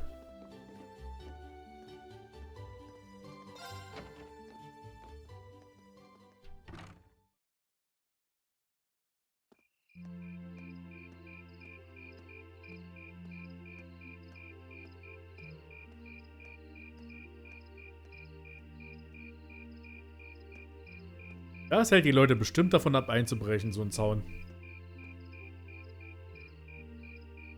Weathercock.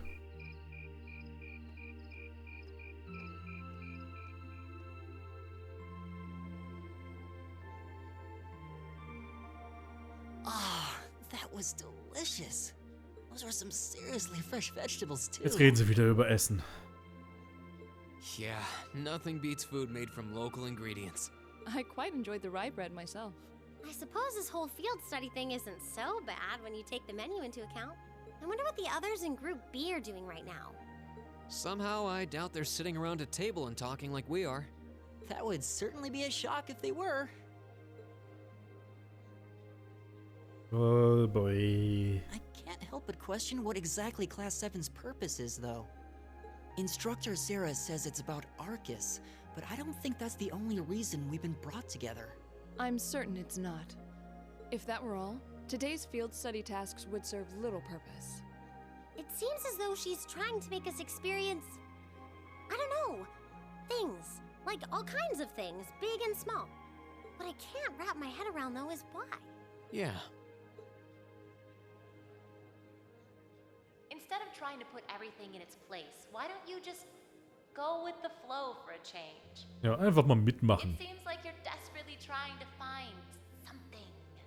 But if you don't plant yourself somewhere, you're just gonna blow away with the next big gust that comes along. What do we have to offer one another, when our reasons for enrolling at Thor's in the first place are undoubtedly very different? Our reasons? I hadn't considered that. My reason for enrolling was quite simple. I aim to come ever closer to my goal. Or rather, to the person whom I regard as such. Who's that? This is neither the time nor the place to discuss such matters. Best to save that topic for another day. Ihren Vater. Sie will ihren Vater übertreffen. Als What about you, Wettkämpferin. Lisa? Wissen wir doch. What Meine did you Güte, dein enroll at Haar the academy? klippt in deine Mopsis.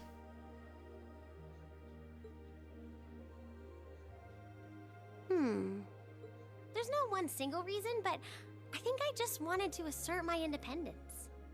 I mean, my situation back at home isn't exactly ideal, and this seemed like a good way to get out and do more, I guess. I see. It sounds like I'm probably in the minority then. See, I wasn't intending on coming here at all originally. I wanted to do something completely different. You did? Oh yeah, you said you were really hoping you'd get into a music academy, right? Oh? Well, I wasn't that serious about it or anything. What about you, Reen? You're the last holdout, and since you're the one who brought it up, it's only fair you answer the question too. Me? Ja, die Haare wohl gern, I ne? wanted Voll to die find vulgären Haare. myself, I guess. Find yourself? Huh? Sorry. That makes it sound like a much bigger deal than it actually is. That's the best way I can think of to put it, though. Nothing wrong with that. Going on a journey of self-discovery? It's actually a pretty cool answer. Yeah, I had no idea you were such a romanticist. You sure don't come across as one. I shouldn't have said anything. Laura sagt doch endlich was. Die hat doch irgendwas zu sagen. Sie hat doch irgendwas aus dem Herzen.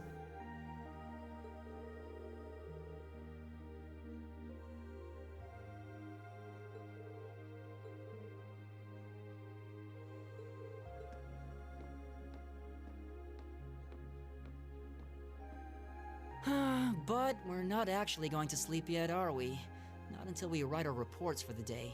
I want to shut off my brain so badly right now, but it doesn't look like that's happening anytime soon. She seems to have forgotten all about the room situation. And I'm not about to remind her.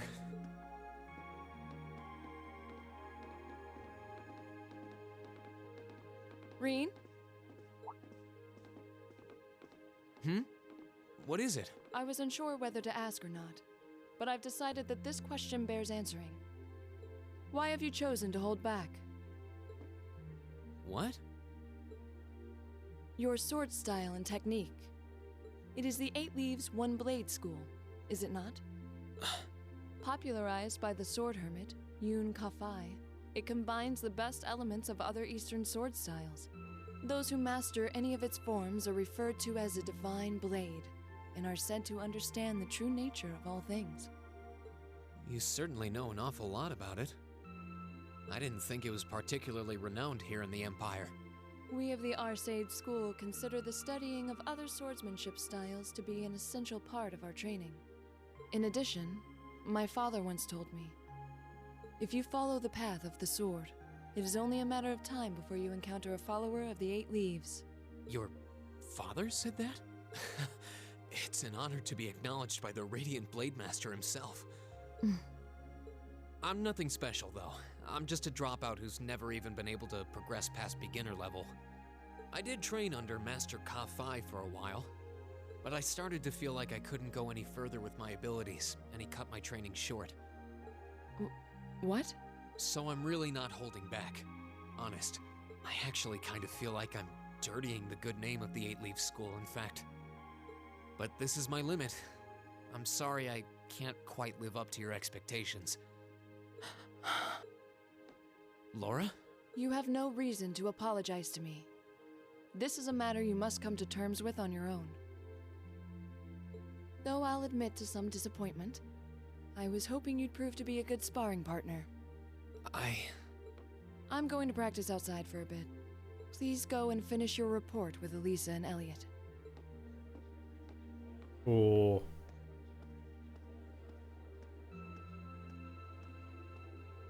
Das hat sie jetzt böse enttäuscht.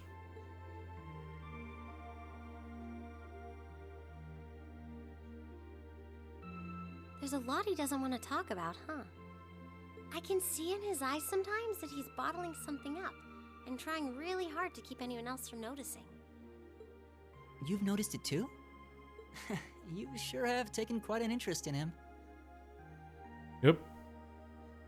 Erweiterung des Harems. I was just trying to work out the best time to apologize, that's all. It's not like I've been consciously paying attention to him or anything, honestly. Ja, nee, ist klar. Reen's not the only one bottling up his feelings, though, is he? You've been doing the same thing. Yeah, I guess I have.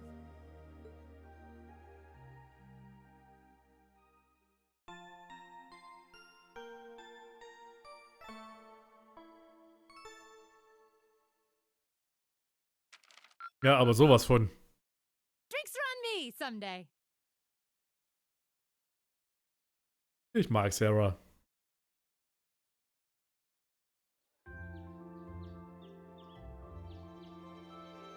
Fliege. Was?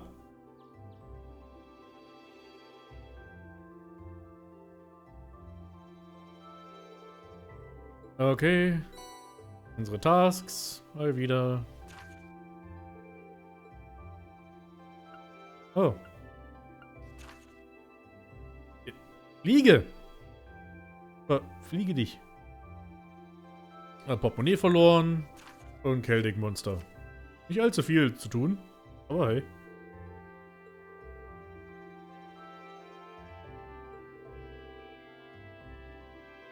Ja, weil wir natürlich am Abend wieder nach Hause fahren. Hier haben wir weniger Aufgaben, damit wir die auch erledigt bekommen.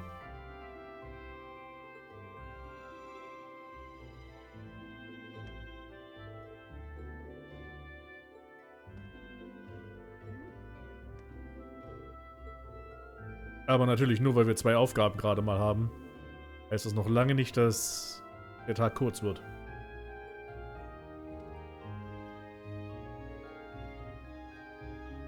Und jetzt entschuldigt er sich auch noch dafür, dass was er gestern gesagt hat.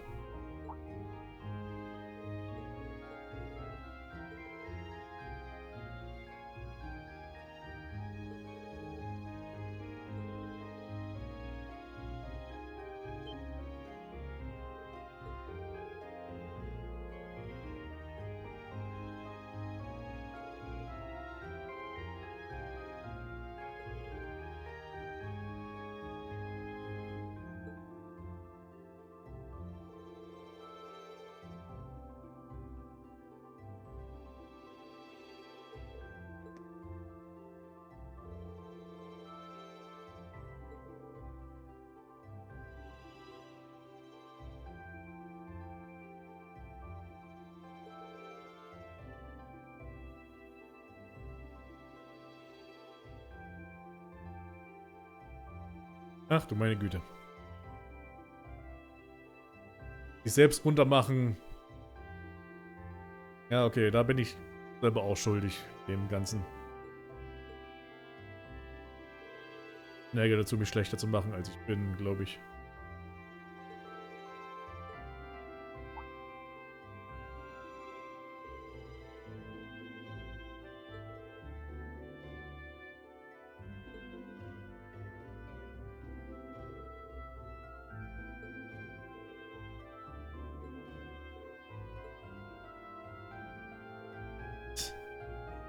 Harem nochmal weiter erweitert.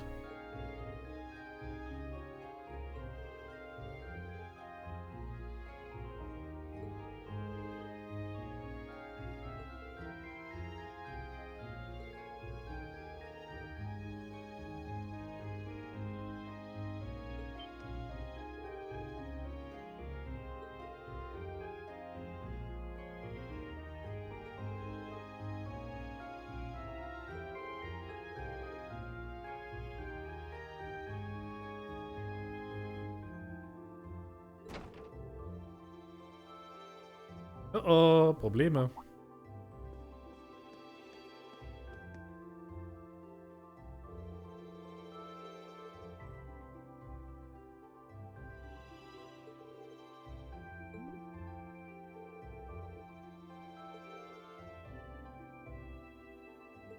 Ganz, ganz große Probleme. Irgendwas Schlimmes ist am Markt passiert. Oh, oh.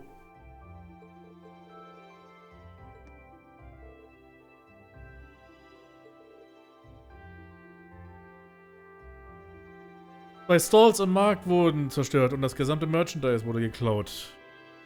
Welches Standort des Stalls das wohl sind? Welche beiden?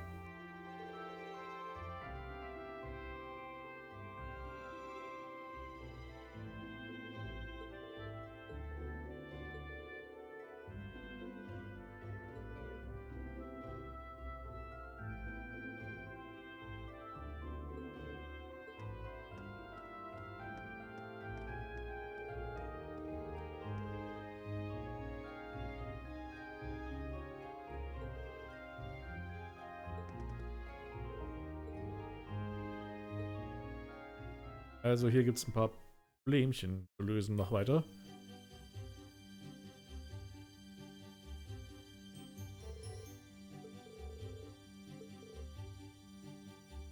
Ja, gucken wir uns einfach mal um, was da los ist.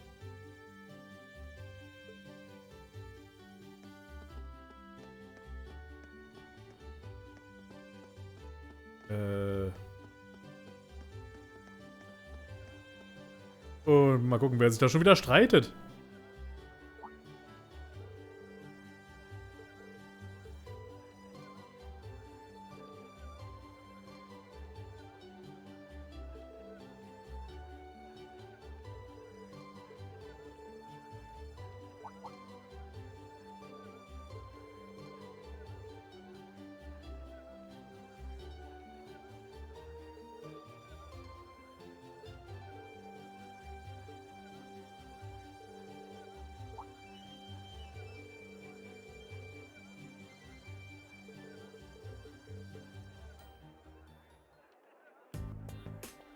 Ja.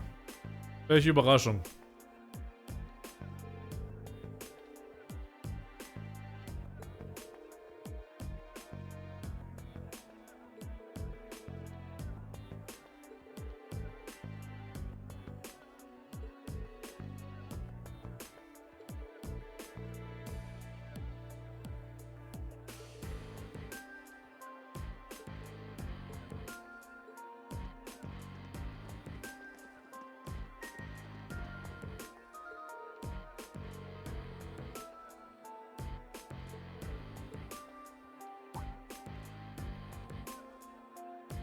Oh je.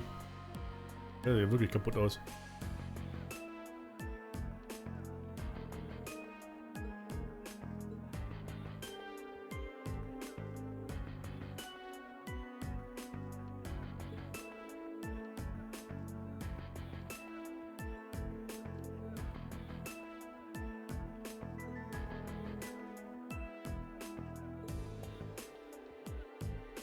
Kapieren die es nicht, dass sie...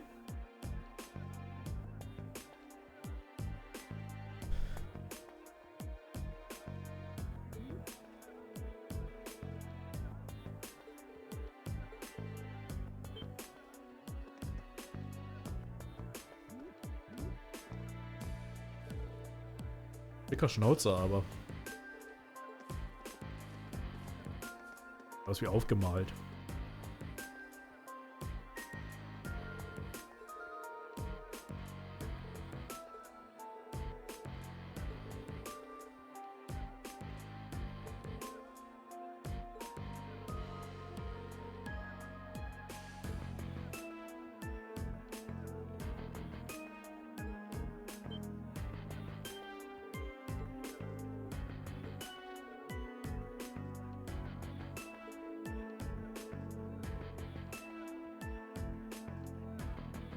Ja, natürlich, haben beide zur selben Zeit selbe Verbrechen begangen. Ist ja fast wie das Casebook 1899.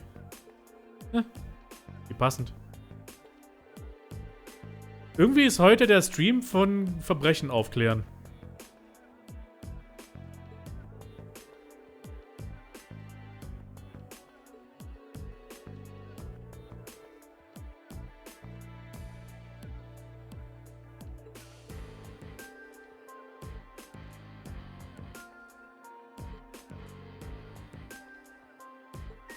Ja, stimmt wohl. Irgendwas ist hier, läuft hier doch irgendwie falsch.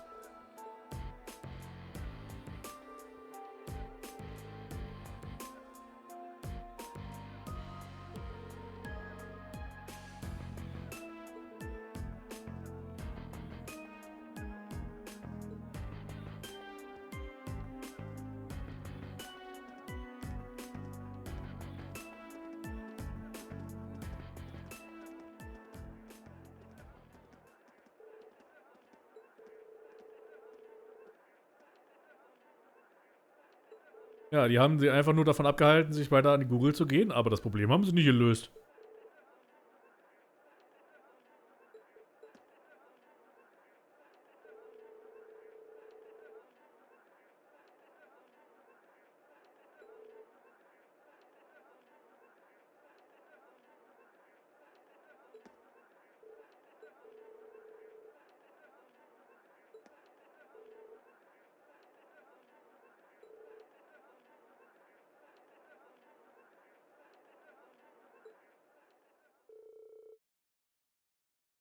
Ach, jetzt müssen wir auch noch alle zusammen aufräumen.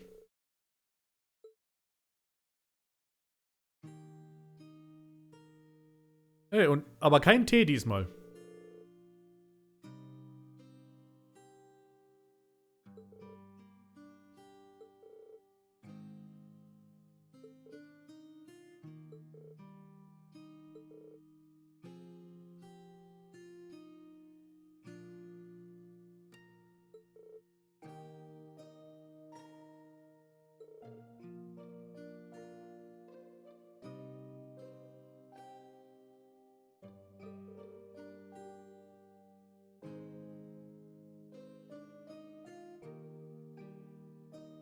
Ja. Also, die Provinzarmee will gar nichts eigentlich unternehmen.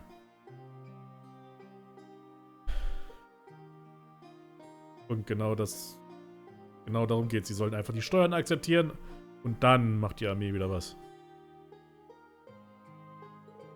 Ja, und ein bisschen subtiler dabei könnten sie auch vorgehen.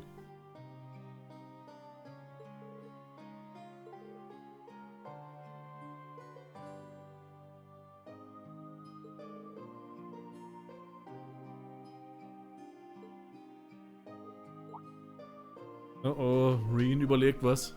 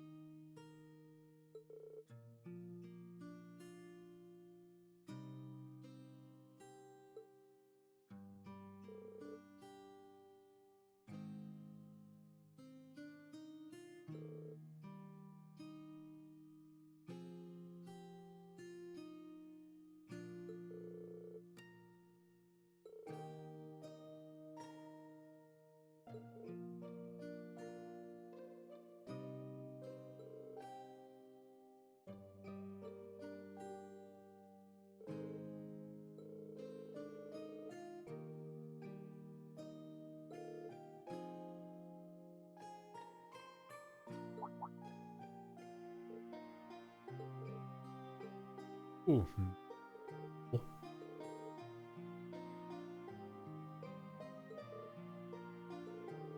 Als ob sie jetzt in die Gruppe ganz sneaky da reingeschleust haben, um das Problem zu lösen, von dem sie schon lange wussten, dass es existiert.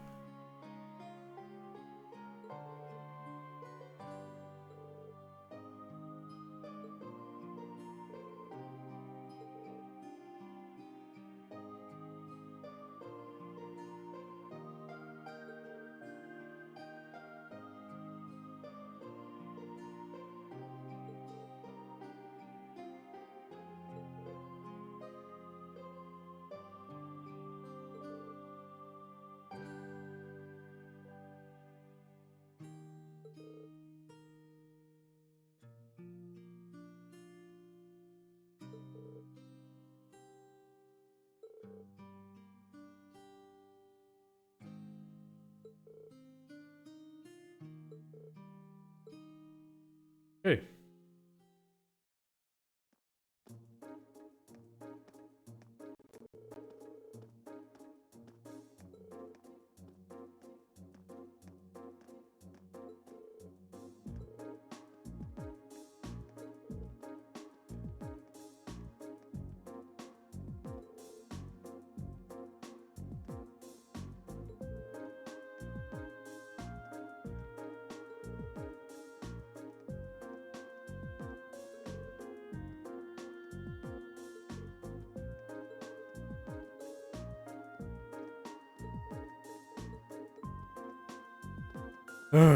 Okay.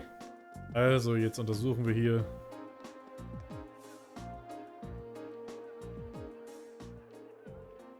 Die Verbrechertat.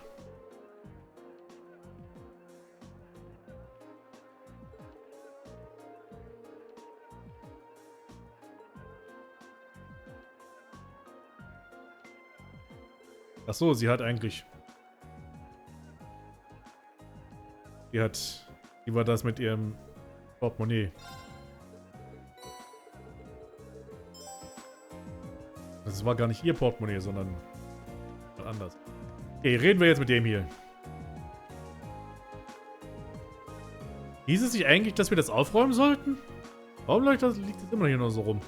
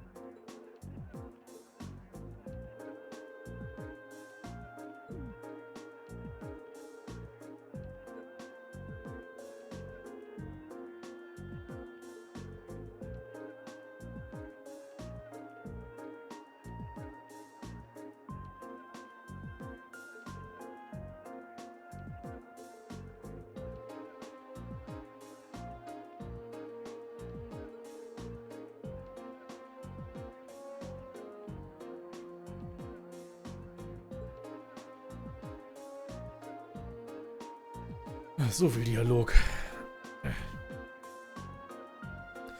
Shouldn't have left the stall unattended though. By the time I got in, it was too late. The deed had been done. Ich lese es jetzt einfach auf Englisch vor. Fuck off. Mir egal. So by morning the stall had already been destroyed and your goods stolen? Come to think of it, what goods are stolen exactly? Oh, I have a sample with me actually. An accessory. Is this a brand that's popular in the capital? Been a real hit lately, yeah. I was hoping to bring the fad here by selling them at the market. But this is the only one I have left right now. I dread to think just how much money I lost in one thing. But, as I made business. It's much too early to be jumping to conclusions. Do you have any evidence that proves his culpability? No, but he's clearly the prime suspect.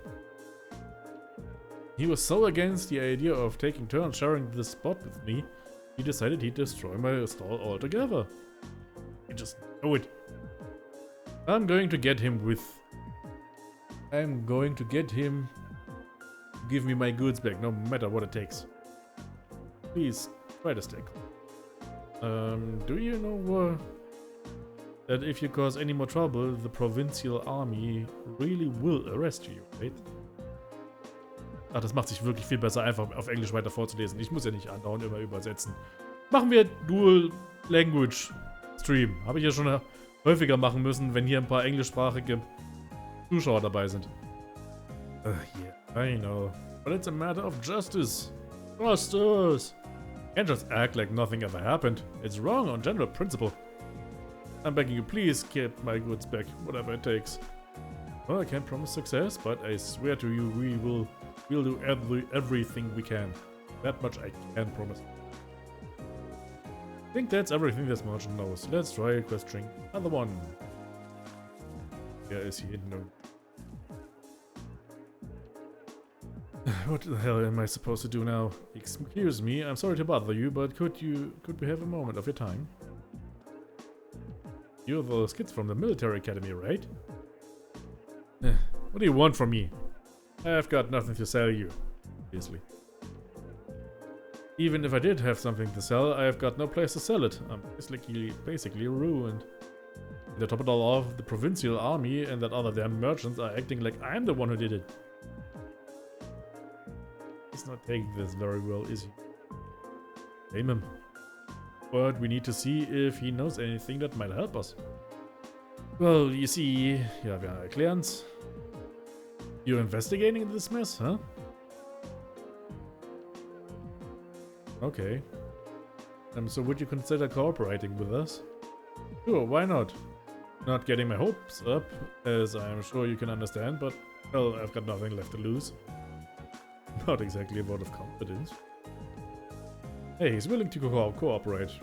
I say we cut him some slack and hear him out.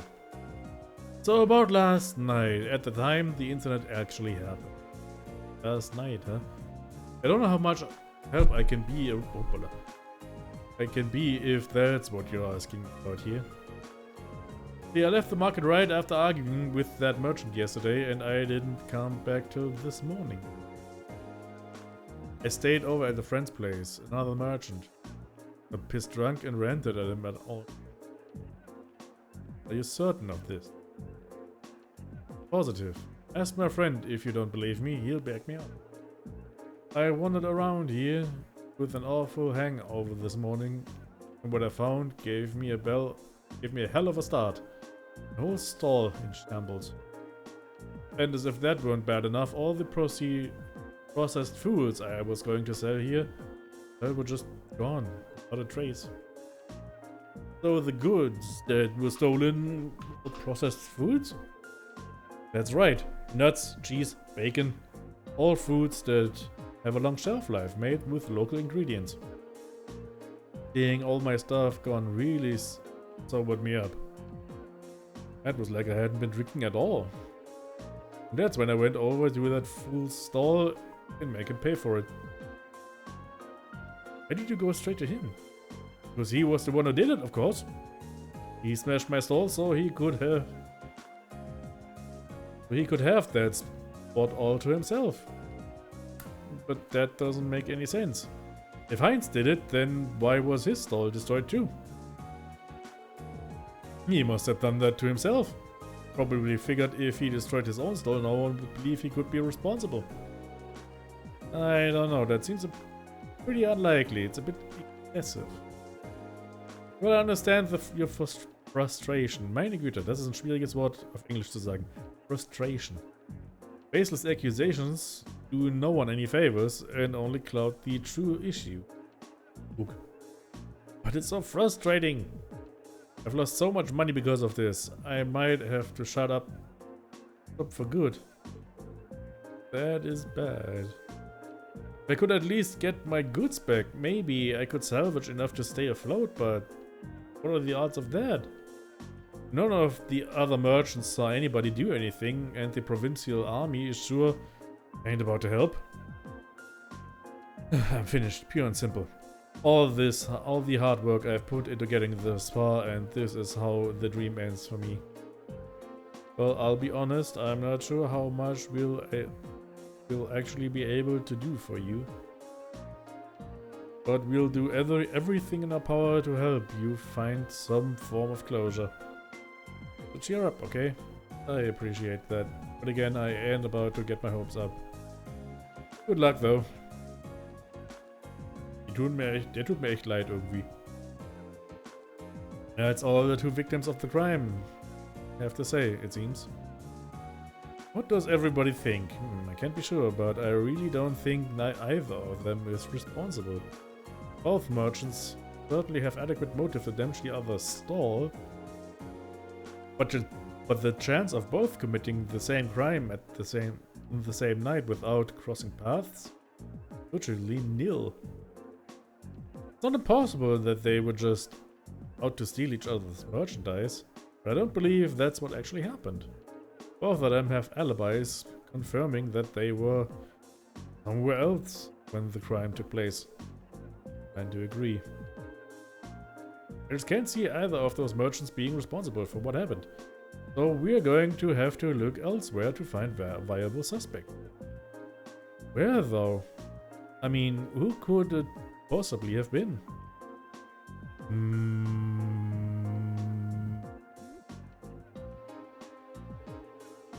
It's impossible to say right now. We don't have any solid leads. We know who the culprit was, but how are we supposed to start narrowing down who it was? The market itself seems unlikely to produce any further clues, so we should focus our attention elsewhere. Actually, there's one thing that's been bugging me. There's one group of people involved in this whole situation whose actions don't seem to make any sense. Maybe if we can work out the reasoning behind their strange behavior, we can come one step closer to finding our culprit. Whom do you mean? I'm talking about the Provincial Army natürlich. Die haben sich ja erst dann wirklich ganz spät eingemischt. Der Market Manager und seine Frau, nein. The Provincial Army. They haven't done a thing to try and solve this crime despite it happening right under their noses. That begs the question. Why not? The market manager said they're refusing to fulfill their role due to the tax issue. Which means the provincial army should refuse to intervene in quarrels within the market as well. If that's the case, then why did they come and intervene this morning? The Frage. Now that you mention it, that really doesn't make any sense. Their methods were atrocious, but the fact is they brought that dispute to an end. Almost instantly. They did get involved.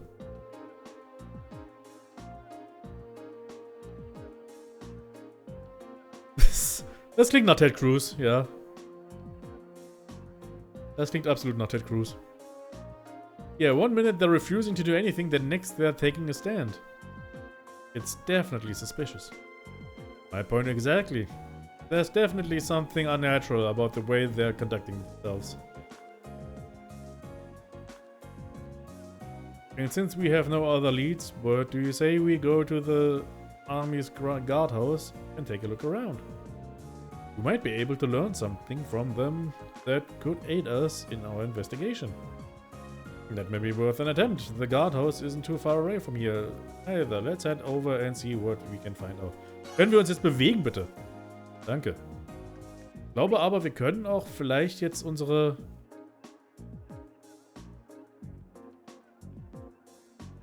Vielleicht können wir auch die Nebenmission jetzt erstmal machen. Ganz fix.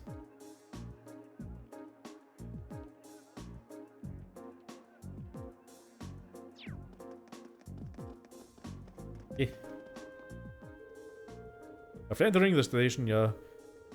Wallet seems to match the description we received too. Can I ask you when the increase... Ja, okay, komm. Bla bla bla bla bla. Es geht einzig und allein um...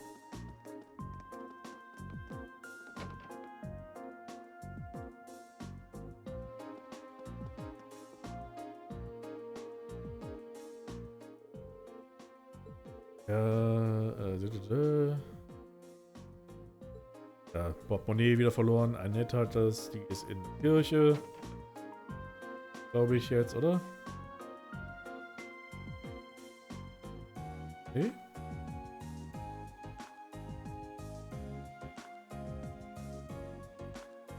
Okay, nee. Runter wieder.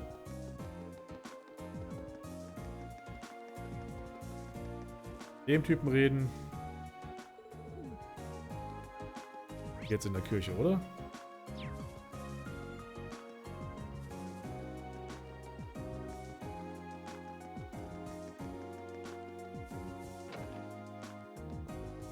Hallo. Annabelle heißt sie. Oh, idiots, please have mercy on my poor soul. I simply cannot believe this. How am I supposed to live on having lost all my mirror in a place like we found her? The tragic heroin act made it kind of obvious. Fortunately, we'll have to interrupt her. Excuse me. Eek! There's to all of you. Well, you can turn right around if you're planning to rob me. I no longer have any. Please calm down. We just wanted to ask you something. Are we correct in assuming that you are Annabelle? Yeah. I thought so. You wouldn't happen to recognize this wallet, would you? That's my wallet. Where did you find it? Well, you see... Thank you so much. I'm surprised to hear that a merchant from the Grand Market kept it safe for me, however. Kindness remains within people's hearts after all, it would seem. Looks that way, yeah. Hey, regardless, I'm very grateful that you found it for me. Is there any particular amount that you'd like in return? You can take half of what's currently in here if you'd like. I don't think we can accept that. Thanks alone are enough. I see. Well, how about this then? I purchased it with a souvenir at the Grand Market. Picard plush. Ein Plüschi von Jean-Luc Picard anscheinend. I have no reason. I see no reason you can't accept that, in fact. I insist. I hope you find it useful. Aha, thank you. We're grateful. Accept then. Very welcome. And for finding my wallet. Erledigt. So you managed to find the owner after all? Thank goodness. Yeah.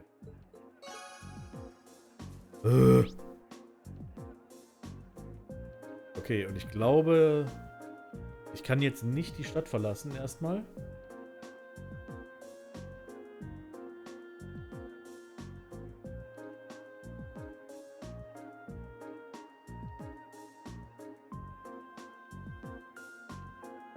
Okay. Wir müssen also... Also ich glaube, wir können die Stadt jetzt nicht verlassen. Wir versuchen es mal. Nope. Hier müssen wir. Hallo. Aren't you those students from that military academy, was it? What are you doing here? We're terribly sorry to trouble you, but we were hoping you might be able to help us with something. Could we ask you a few questions about the incident that occurred at the Grand Market this month? What? What does that have to do with you? We're visiting this town on a field study as students of Thor's military academy.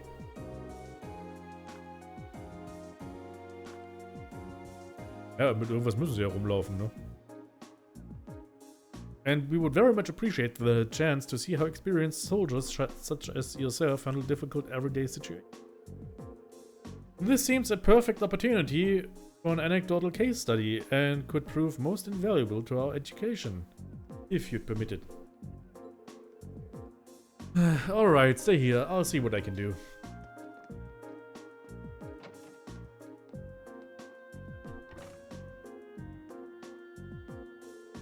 It looks like we might be able to hear what they have to say for themselves after all. And Laura. Times like these we need to make good of our use of our positions. No one can fault the students for wanting to learn after. Now comes the hard part. This makes me nervous. Well, let's just wait and see what we can do. Remember, it's not always what they say that matters, but how they say it. Even more importantly, what they don't say.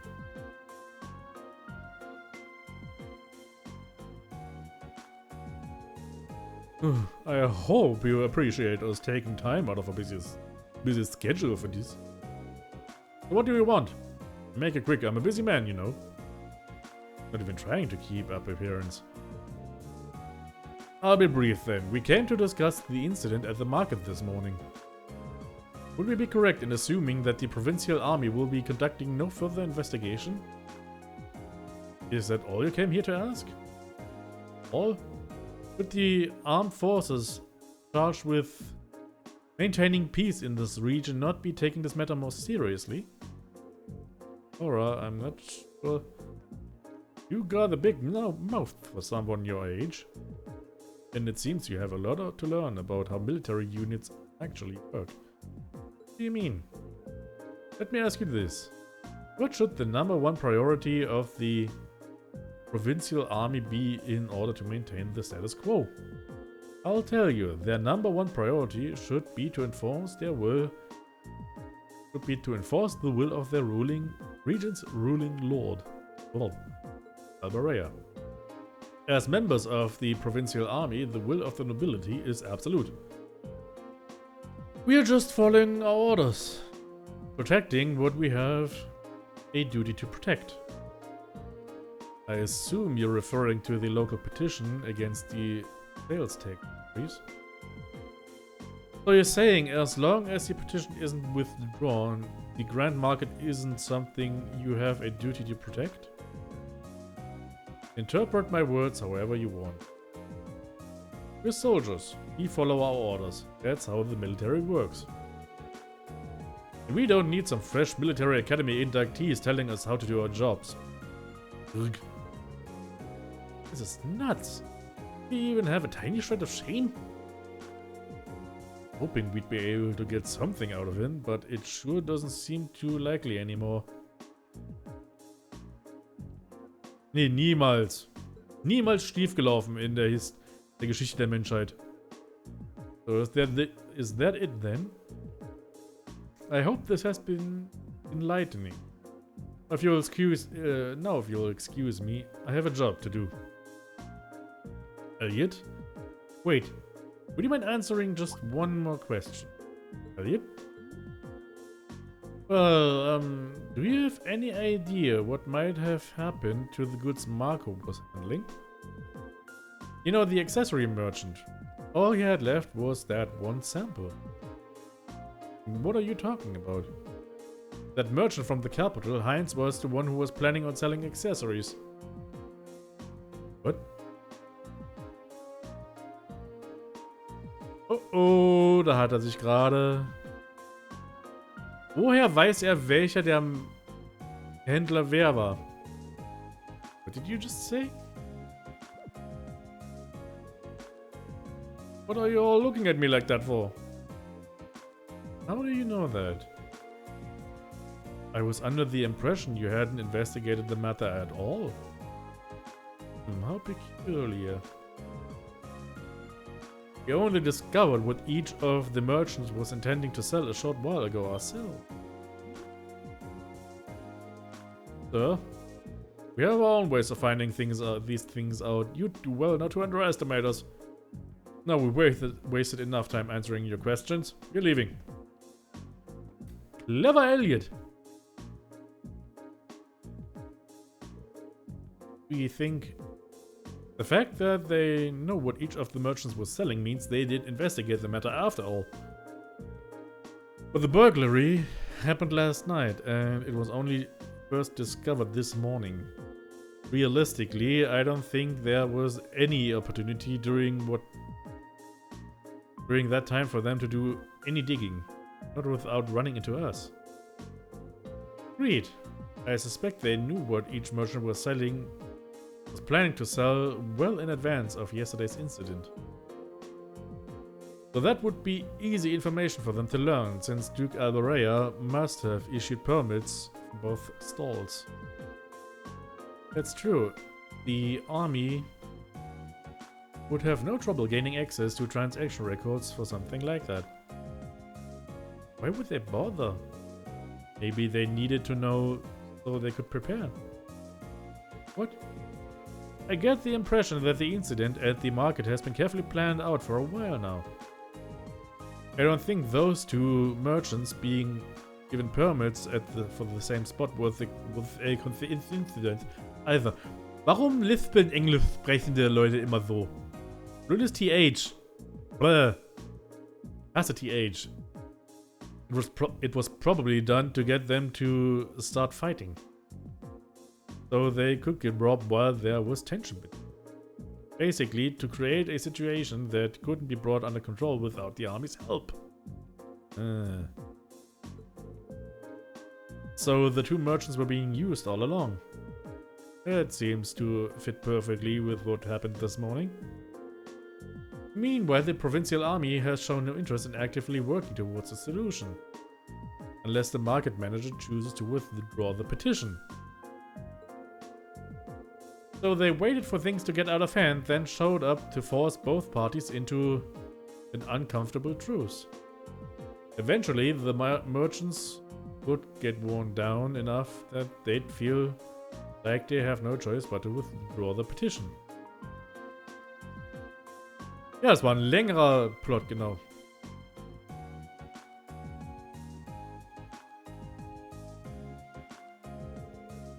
This is turning to be an even shadier situation than I thought.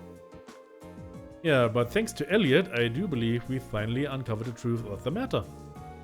It was indeed some very quick thinking you displayed, Elliot. You'd make a fine military strategist. I just got lucky, that's all. But what we know is the provincial army is somehow involved with the actual perpetrators of this crime. The only way to solve it once and for all, though, seems to be, well, to find them and catch them. But if this was carried out by members of the provincial army, that's not going to be an easy task. No, I don't think anyone from the army was directly involved. The soldiers here are far too proud to dirty their hands with such escapades. Ich muss was trinken, Entschuldigung, das ist ja hier.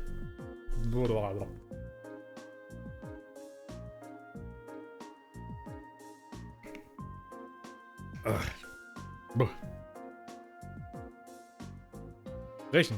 Immer stay hydrated. I tend to agree. Really, whoever the culprits are, I doubt they're still here in Celtic. There just aren't many viable places to hide such a huge volume of goods without them being found. Yeah, that's a good point. Maybe they escaped by train? Oh, that can't be. Boarding a train with that much merchandise would raise suspicion for them. Been less than a day since the burglary happened, so they can't have gotten far. Maybe we should ask around on the main roads and see if anyone saw anything out of the ordinary. Someone suspicious may have been spotted leaving, or even entering the town. That sounds like a wise course of action. Come, let's resume our search. We mustn't let this cowardly thief run free. I wouldn't dream of it. Okay, fragen wir weiter rum. Wen müssen wir fragen? Kleines Mädchen am Spielplatz bei der Kirche.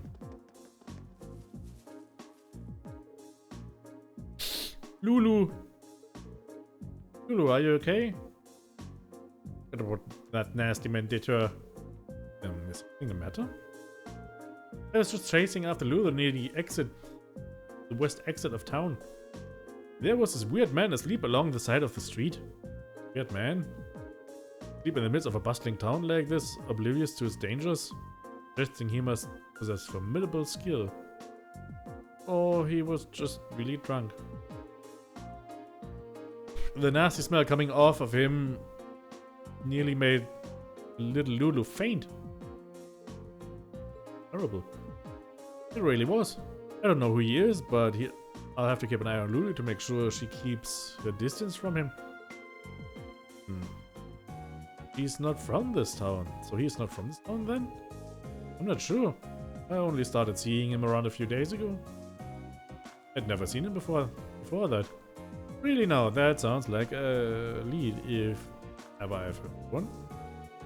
If he's drinking in the middle of the day and isn't Instructor Sarah, then we know he's not a merchant. At the very least. Yeah, I think we should go talk to him. Let's have a look near the west exit and see if we can try. Da ist der Ostausgang. Westausgang. Der Typ, den haben wir doch eben noch gesehen. Drink. Bring me another drink.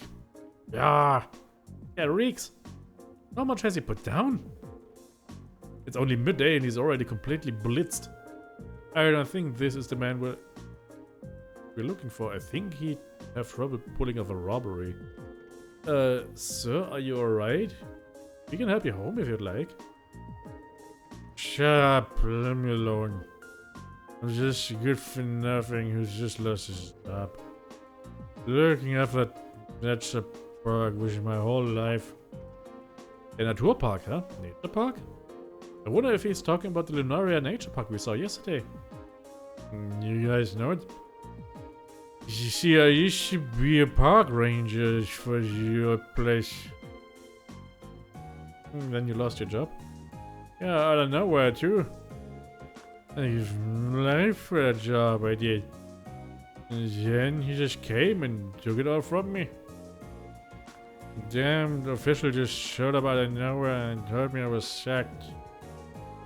Can't just take a man's livelihood of him like that. Not fair. That was my life, Yes, we can see that. Something about this doesn't sound right. I agree, it hardly seems fair to take a man's job away from him without good reason. Right? I'm so glad somebody stands up here. There's no way a bunch of kids like that are gonna do a better job than me.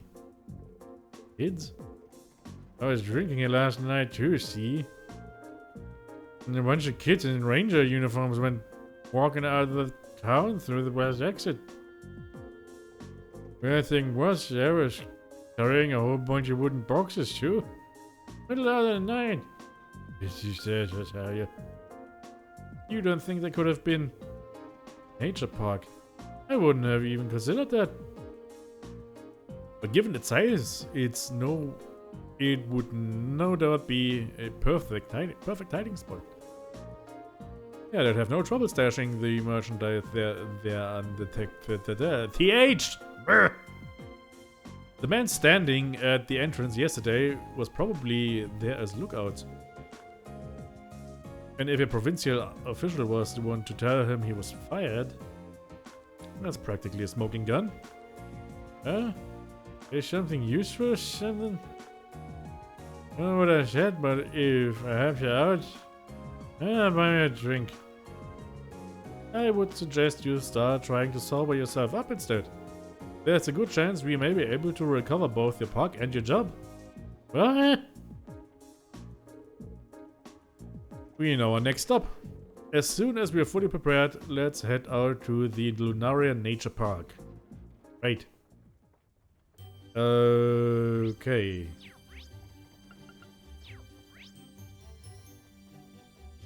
Aber als erstes...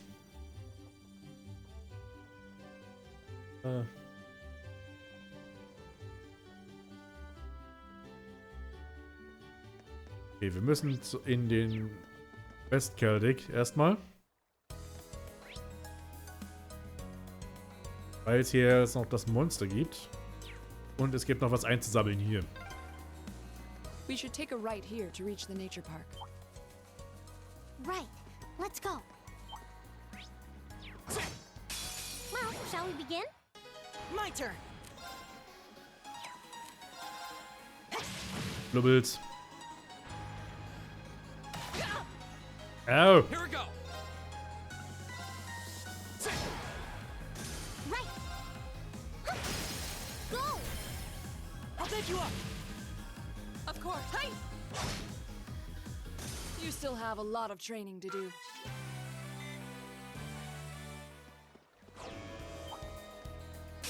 A worthy adversary. My turn.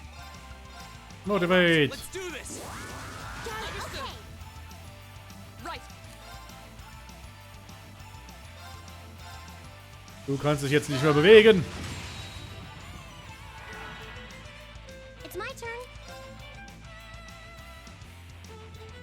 Ja gut. Turn to Flamberge. flames. Burn. Go. I'll take you up. Right. Analyzing enemy attack. Detektor. patterns. Analysis complete. Ein Swarder.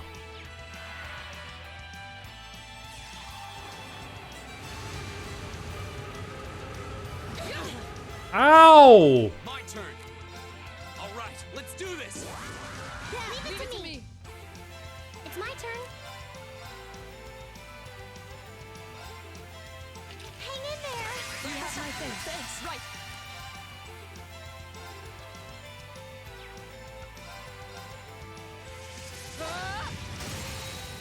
Off guard.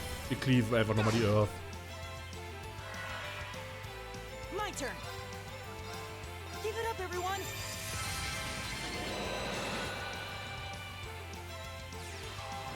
Oh. Go. Ah, oh Gott sei Dank. Elisa, natürlich. Thanks. Kann sich Right. einmal pro Kampf vollständig heilen quasi. Hang in there. You have my face. Thanks. Soll bedrohlich aussehen, das Vieh, ja, ne?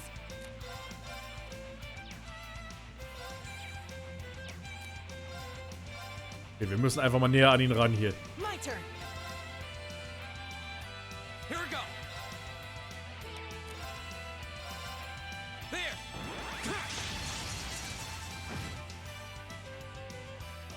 Right. Armor Breaker. Kaputt. Off guard.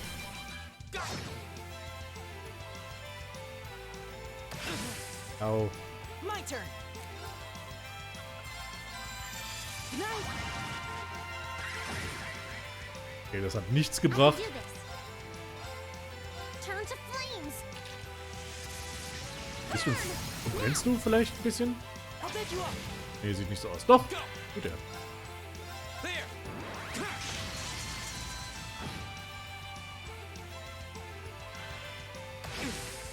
Au. I can do this. Okay, du kannst nur einfach normal angreifen. Now. Auch gut. I'll take you up. Of course. Shatter. Und kaputt ist er. We should keep going. Yay. Oh, Force hat Level Up. Ein Pärchen haben wir gelernt. Und wir bekommen mehr CP, wenn wir einen Gegner töten. Super. Cannon hat. Okay. Können noch stärker heilen. Das ist sehr, sehr schön. I've only Hey, Questmonster getötet. Sehr gut. Was mir... Nein! Come on then. Oh, Tomate! I can do this. Turn to flames. Burn! Now! I'll bet you up. Au.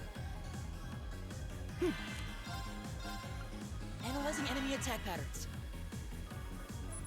I've got it. Oh. Ein Tomatarian.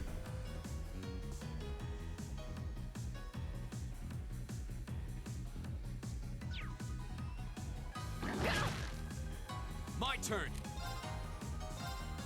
There.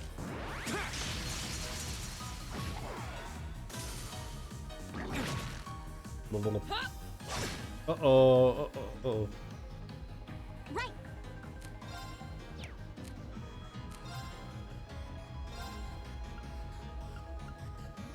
Let's go. Blöde Tomate. I'm sorry, everyone.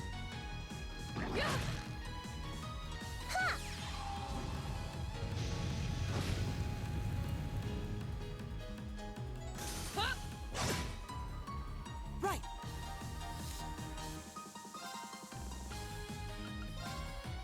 Okay, wir müssen erstmal wirklich ganz, ganz dringend heilen. You have my thanks. Und dann müssen wir ganz, ganz dringend Reen wiederbeleben. I can do this.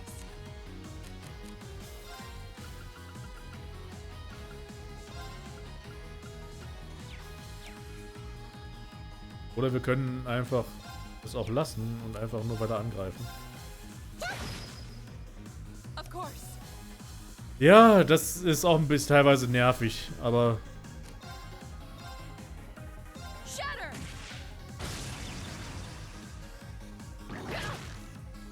My turn.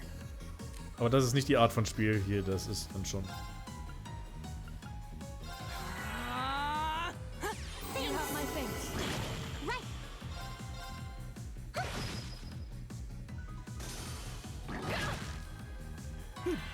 Okay.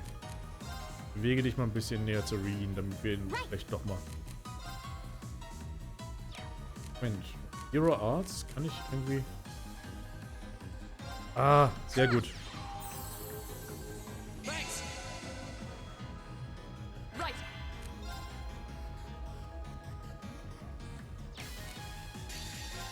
Fuck it. My most powerful strike. Einfach damit wir den Kampf jetzt so schnell wie möglich beendet haben, weil ich habe jetzt keinen Bock darauf gehabt, mich jetzt noch länger als nötig mit dem rumzuschlagen.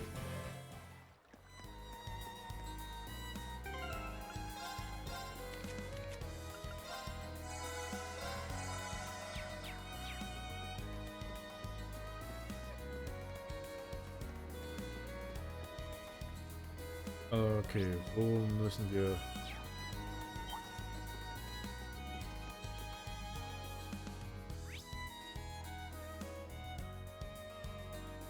Hier war ja noch eine Truhe, die ich übersehen habe.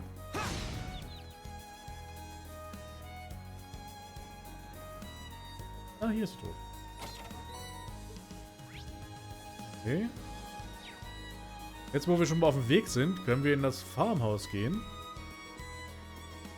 Da gibt's auch noch was. Da müssen wir mit Robin reden. Du bist Robin, ne? Kapitel 3.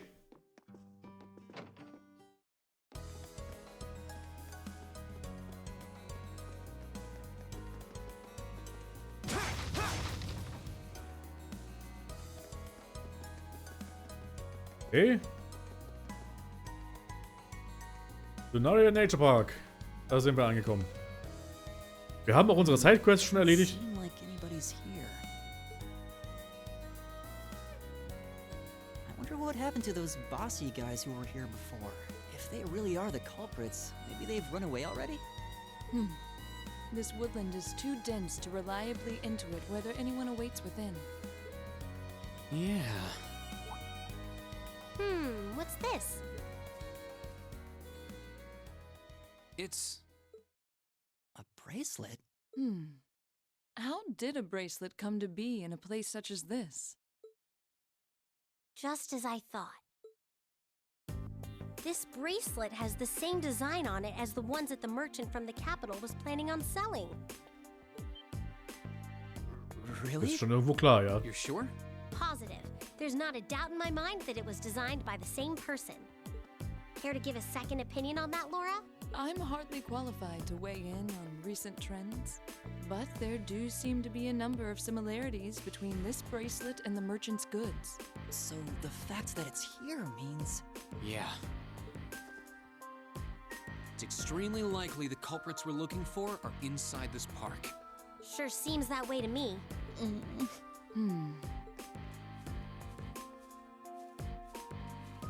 It only opens from the inside. I suppose that leaves us little choice. Are you going to destroy it? Will you be able to... The lock seems quite solid, but my sword should be strong enough to... Wait.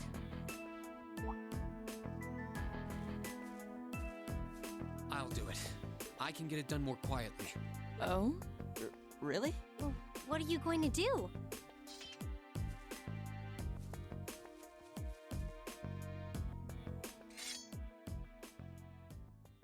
The 8 Leaves, One Blade School's 4th form. Autumn Leaf Cutter.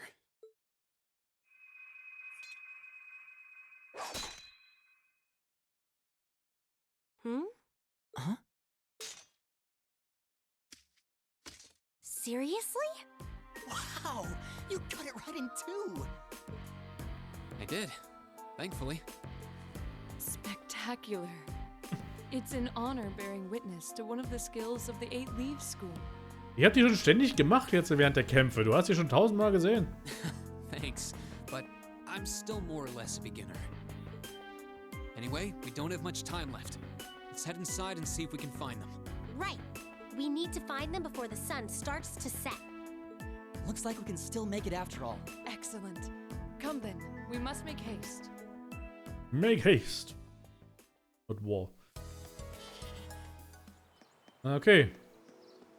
Dungeon time. There's tons of little stone monuments in here. Yeah. What do you think they're supposed to be? I imagine they were made by the animists in this province. Ausruhen.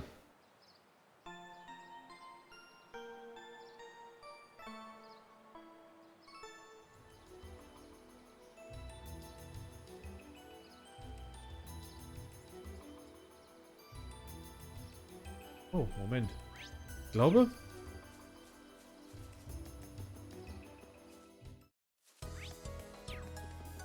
Wäre gar nicht so eine schlechte Idee, wenn ich doch erstmal nach Keldeck zurückkehre.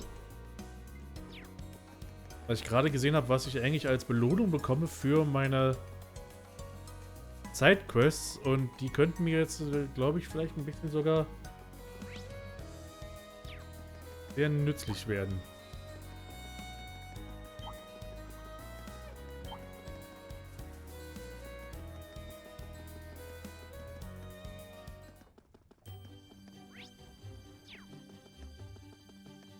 Market Manager, hey, ich habe das Monster kaputt gemacht. Hey. Du.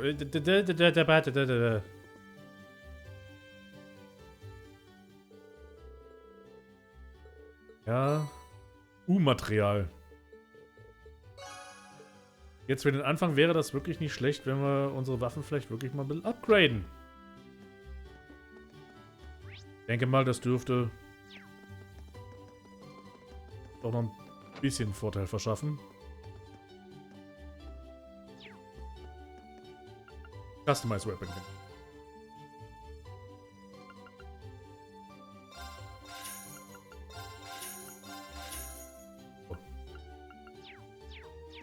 Bessere Waffen, bis auf Elliot, aber das ist nicht so schlimm.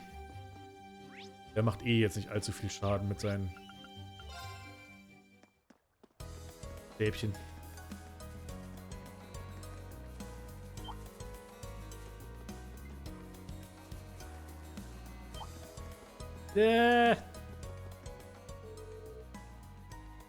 Oh, falsche Richtung. Falsche. Falsch. Ganz falsch.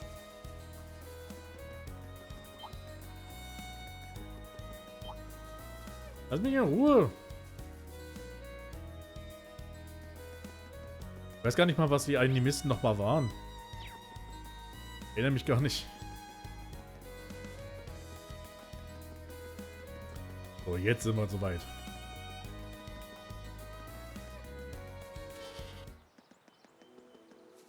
Lülülülü. Ausgeruht.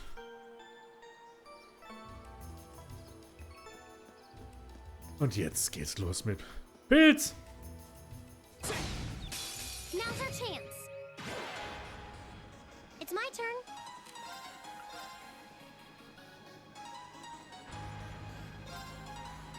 Hang in there. You have my thanks. Ja, die CP konnte ich wirklich gebrauchen. Jelly Shroom. Ich hab ganz vergessen, wieder Link Of course. zu verlinken. Hey, Hey, now. My turn. Detektor. Analyzing enemy attack patterns. I've got it. My turn. There. Go. An opening. My turn. Hey, Right. Wow.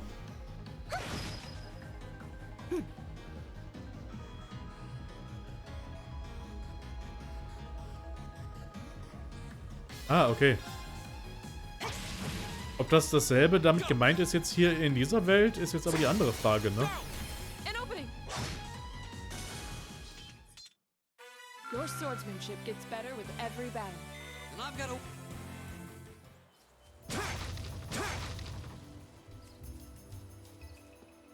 Weil es passiert auch gerne mal, dass sie einfach so Begriffe, von denen sie denken, ja, die klingen cool.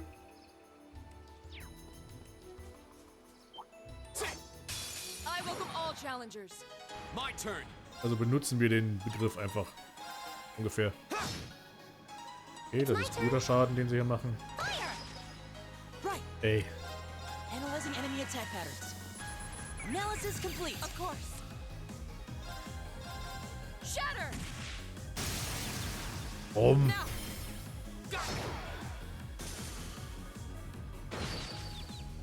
Oh, aua. There. I can do this. Fire. My turn. Wunderbar, dass er vergiftet ist. Let's go. I've got you. I can do this. Go. Ich muss ein paar weitere normale Angriffe einfach machen, um meine CP aufzuladen. That was perfect, Elisa. Let's keep it up. Das ist ein bisschen so einer der Gründe, warum ich mehr von den Trails-Spielen spielen sollte. Einfach um zu wissen, was überhaupt die...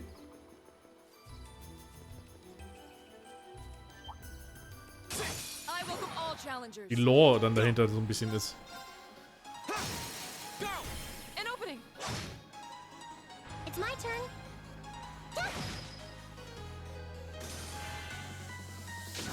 Au.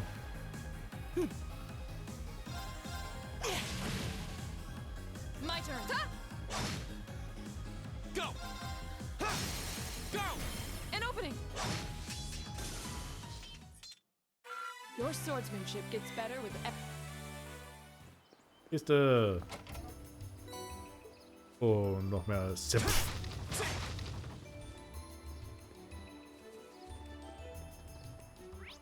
Musik mag ich hier gerade im Wald. Ich habe bisher nur die Cold Steel Spiele durchgespielt. Und die Trails in the Sky habe ich den ersten Teil angespielt. Habe ich damals auf der PSP auch noch gekauft damals. aber nie wirklich weit gespielt. Also ein Stück weit schon, aber allzu weit. Dann gibt es ja noch diese Crossbell-Teile, die zwischen Cold Steel und Sky spielen. Die sind dann aber noch gar nicht hier in Deutschland raus. Oder generell im Westen überhaupt. Allerdings kommen die jetzt raus. Dieses und nächstes Jahr kommen dann entsprechend ein paar der weiteren Teile jetzt raus. Allerdings dauert das alles noch eine Weile. Und deswegen will ich ja eigentlich diesen den Trails Dienstag, den Trails Tuesday eben machen. Einfach damit ich dann auch entsprechend mal alle Teile durchspiele. Damit ich mal die gesamte Story irgendwie im Kopf habe.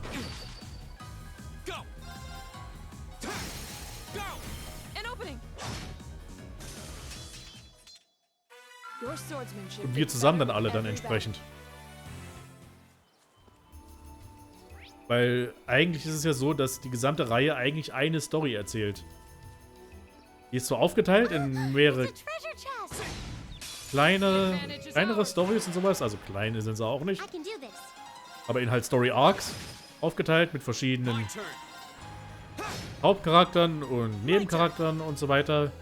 Die aber alle noch ein bisschen so miteinander agieren. Wir werden auch sowieso schon einige Charaktere noch hier kennenlernen, die schon in früheren Teilen zu sehen waren. Eigentlich hätte ich es so machen sollen, dass ich die Reihe komplett chronologisch durchspiele, eben von Trails in the Sky 1, 2, 3 und dann Trails from Zero und Trails to Azure und dann die Trails of Cold Steel.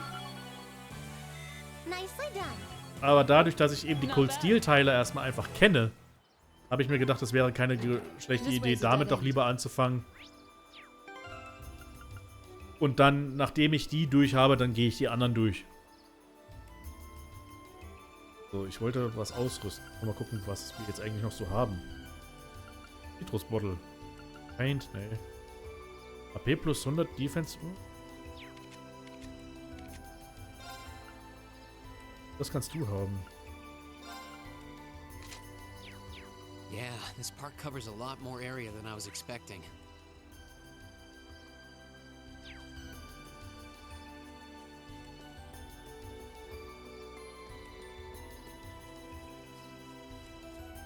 A challenging foe.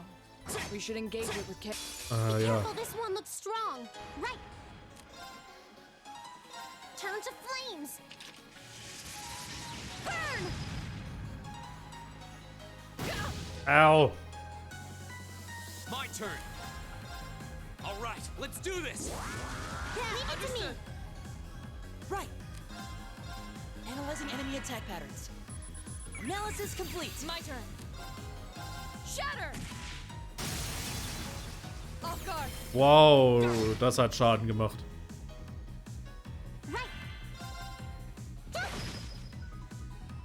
Alter! Let's keep on moving.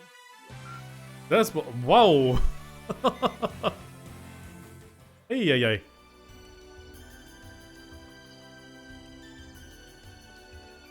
Wir werden noch eine Weile an allen anderen Teilen sitzen werden, auf jeden Fall. Das wird eine Weile dauern, auf jeden Fall. Aber... so sei es eben. Oh, there's a stream here. This seems like a nice... Enemy sighted. Take him out. My turn. Right. Und das ist auch so ein bisschen der Grund, warum ich meine Streams ein bisschen länger machen will.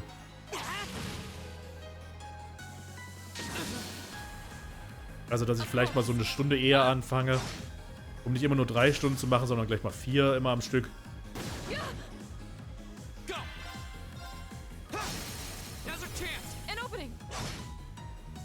I can do this. Right. Oh, we did it.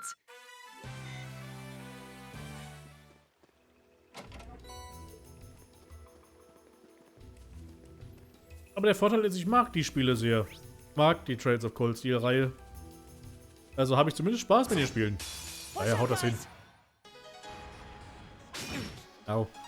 Here we go. All right, let's do this. Leave it to me. I can do this.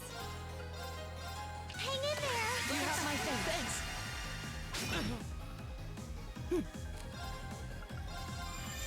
Nice. My turn.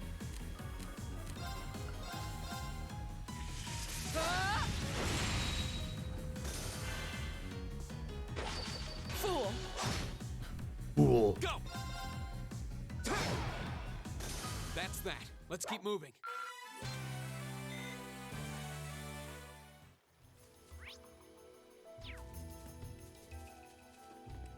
Ach, die Vorspulfunktion ist so schön. Macht die Dinge so viel angenehmer. It's a treasure. Well, shall we begin? Pilzis. There. Now's our chance. An opening. It's my turn. Fire.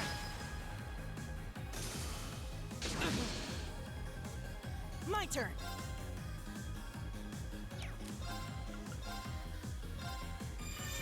Nice. Of course. Hey! Off guard. Go.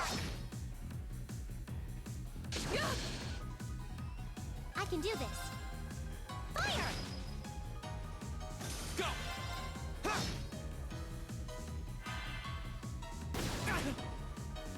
Right. Ha! Right. Komm, geh halt tot. Fire.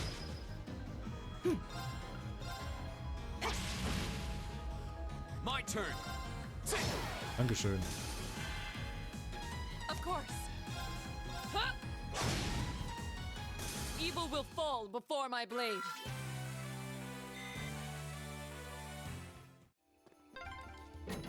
I can't sense anyone in this area.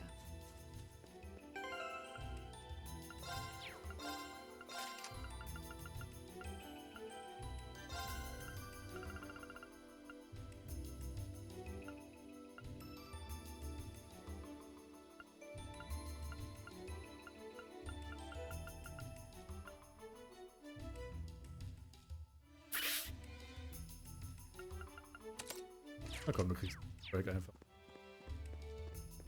Es gibt so viele Quartzes hier. Es ist so übel.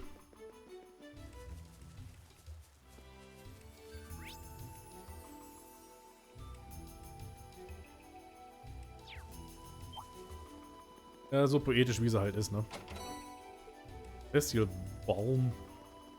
Baum. Now's our chance. Go. There. Now's our chance. An opening. Right. Go. I'll bet you up. My turn. Of course. Ich meine, das ist ja eigentlich so das, was Trails so ein bisschen ausmacht, die kleinen Details. Is everyone okay? Ja, genau. A challenging foe. We should engage it with care. This looks tough. Careful. My turn. All right, let's do this. Yeah, leave it to me. Kaboom. Hang in there. Thanks. Ihn hat's nicht. Give it up, everyone. Go. Okay. There.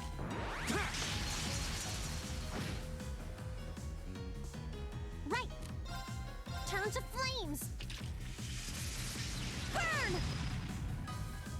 My turn. Nice.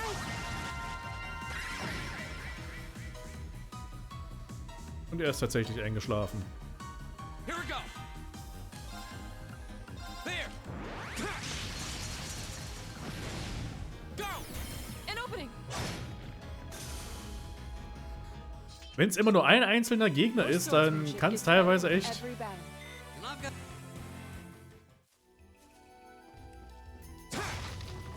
dass man ihm so passiert, dass man ihm so richtig in den Arsch tritt. It's a treasure chest. Coral Ring. Hier denn.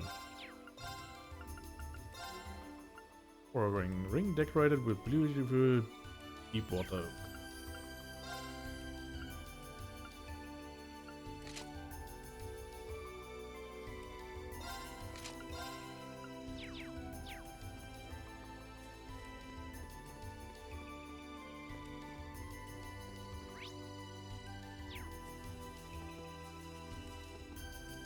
Nature Park 3.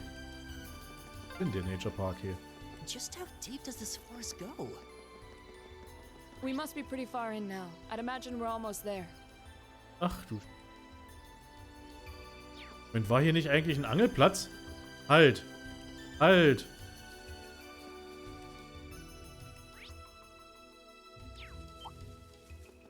Fuck auf Käfer.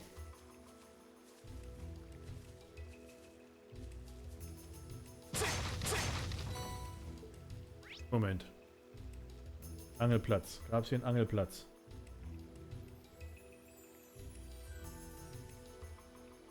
Nee, gab's nicht. Dachte schon, das hätte Probleme sonst gemacht, wenn ich jetzt hier den Angelplatz übersehen würde.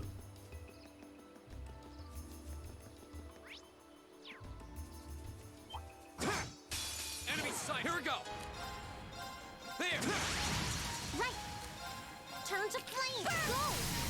I'll pick you up, of course. Shatter! Now! Go. Yeah! My turn! Here we go. Go. An opening! Your swordsmanship I've got gets a way to better. go. Schön, wie schnell die Kämpfe so vorbeigehen. Oh, a treasure chest! Oh. Oh. Enemy sighted. Take him out. Jetzt wird's unschön. All right, let's do this. Leave it to me! It's my turn. Hang in there. You have my thing. Go! Give it up, everyone! Of course! Ah! Now! Go.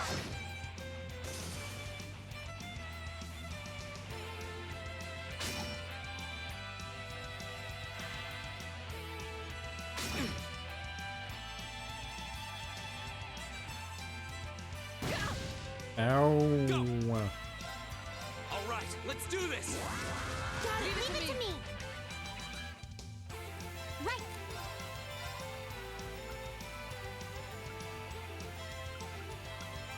Turn to flames.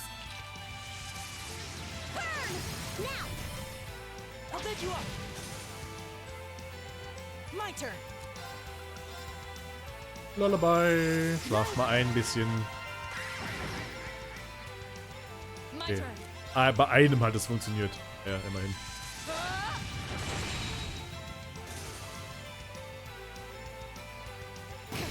Au. It's my turn. Go. I'll pick you up! Here we go. Green. Mach den Sack zu. Okay, it's safe for now. Great. All right! Yay. Und was haben wir bekommen? Heatwave. Wunderschön. Haben wir schon. Ne?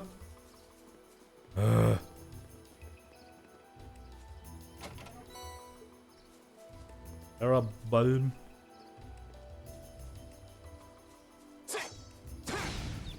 Now's our chance. Let's get him. I can do this. Turn to flames. Go. I'll pick you up! Here we go. Ich glaube, ich bleibe einfach jetzt erstmal beim Vorgespulten. Of course! My turn. My turn! All right, let's keep going! Schön.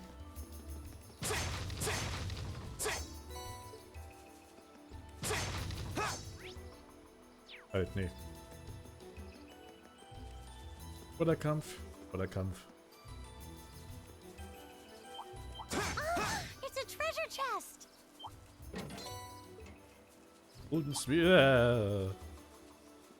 Gegen ein paar Pilze muss ich jetzt nicht hier permanent kämpfen wollen müssen.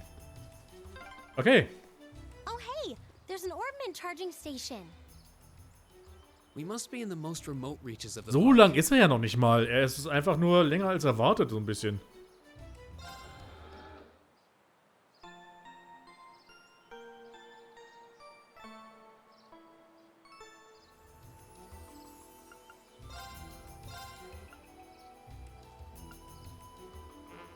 Ah, ich habe nur ein Material.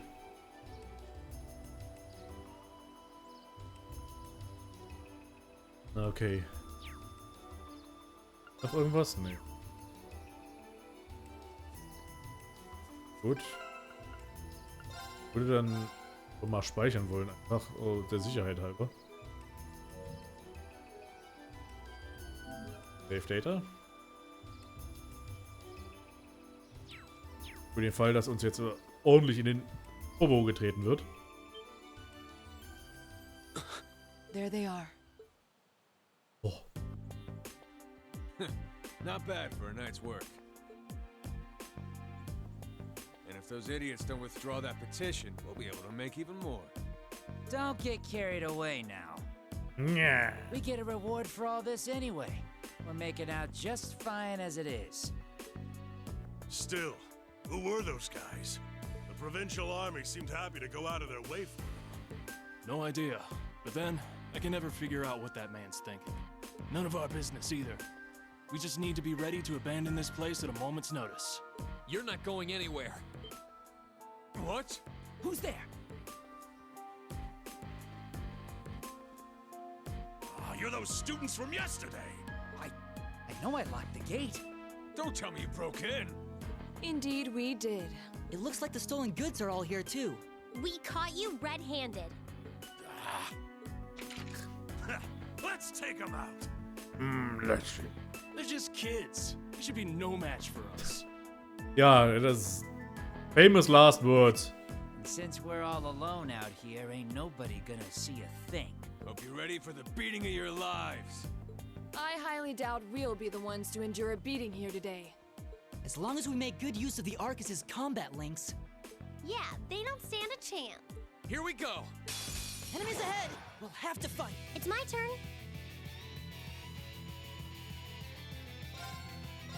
Ja, Go. so ein Wald halt, ne? All right, let's do this. Got it, okay. My turn. Hey, schlaf mal eine Runde. My turn. Niemand schläft? Na gut.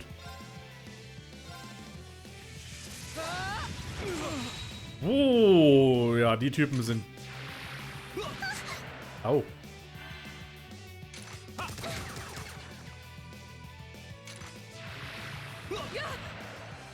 I can do this. Ich dachte jetzt gerade, dass ihr irgendwie Turn to flames. meine Links irgendwie verändert haben, aber nee. Oh, der brennt. Go. There. My turn. Oh, halt. Ich müsste vielleicht auch mal Analyzing enemy attack patterns. analysieren, ne? Analysis complete. My turn.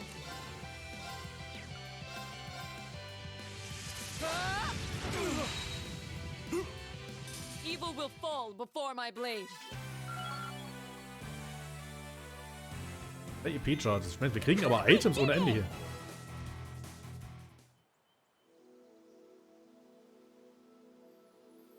Oh, this has got to be some kind of joke. They're kids. How pitiful. That barely even qualifies as a warm-up. Well, when you're used to Instructor Sarah's training exercises, warm-ups take on a whole new meaning. That's very true. Bottom line, we won. Fair and square. I'd suggest you surrender yourselves and apologize to everyone in the Grand Market for all the trouble you've caused. And we'll be returning those stolen goods to their rightful owners, too. We would also be very interested to learn who hired you. You must be out of your damned minds if you really think you've won. Hmm? Elliot? What's wrong? I don't know. I just thought I heard the sound of a flute. Huh? Uh-oh. What was that? It sounded like the cry of an enormous beast. What's happening? It's coming this way.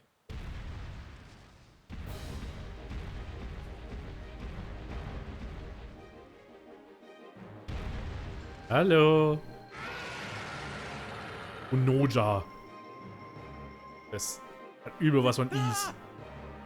Die Kettenputze, aber es macht doch irgendwo klar, ist ja vollkommen. A giant baboon? It's huge.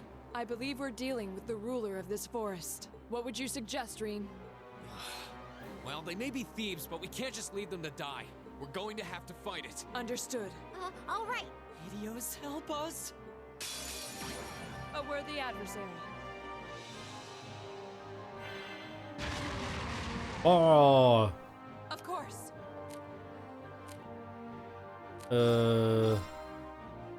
Ich mach erstmal die kleinen. Er hat gute Ohren. Einfach. Give it up, everyone!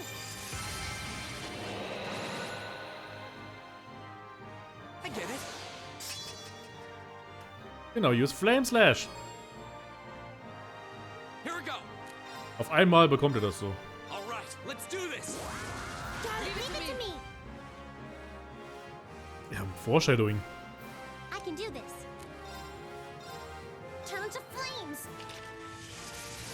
Burn.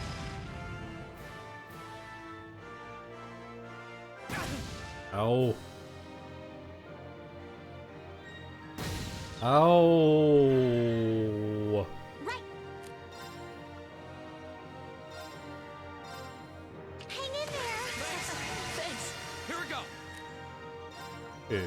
All right, let's do this. Motiviere alle nochmal ein bisschen. Einfach um möglichst Give it up, everyone! Schaden zu machen. Kriegst nach Zigarettenrauch auf einmal. Ich habe die Fenster offen gelassen.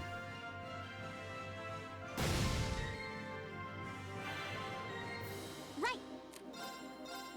Turn to flames. Burn. Go. Ich habe ja schon mal erwähnt, glaube ich, dass ich über einem Bäcker wohne und manche der Bäcker sind halt Raucher und das merke ich jetzt mehr. Right. Okay, kann ich die irgendwie...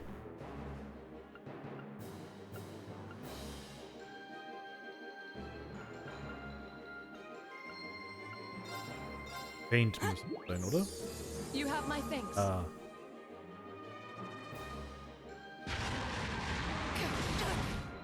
Oh, please. Right. Shatter.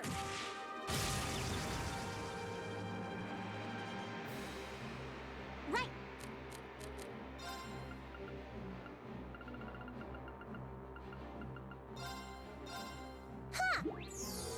Thanks. Right. Go. Okay. Jetzt können wir. Und du machst mal deinen Flame Slash. Einfach weil wir es können.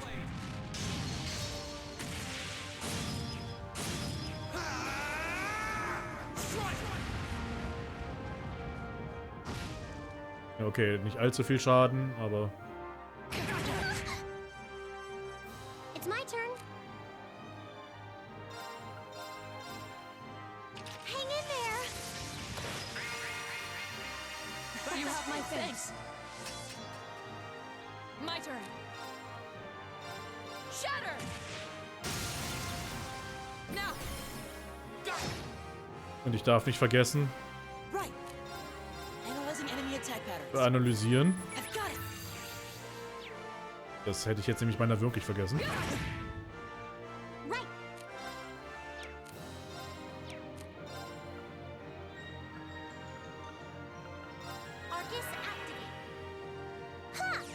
Hitzewelle.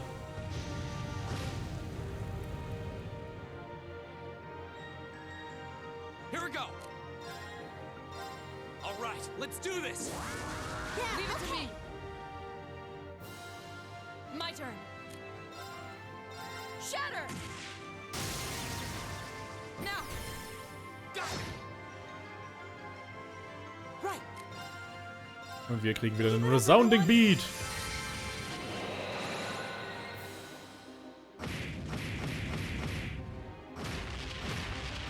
Ah, ja, ist ja gut. It's my turn. Meine Güte.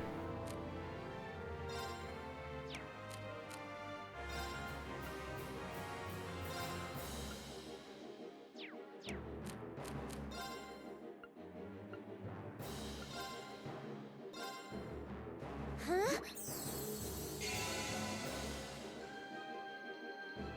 Go. All right, let's do this. It's my turn.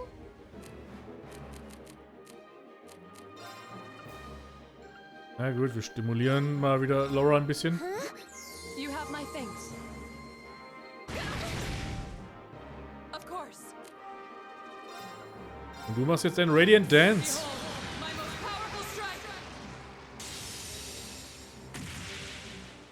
Radiant Blade Dance.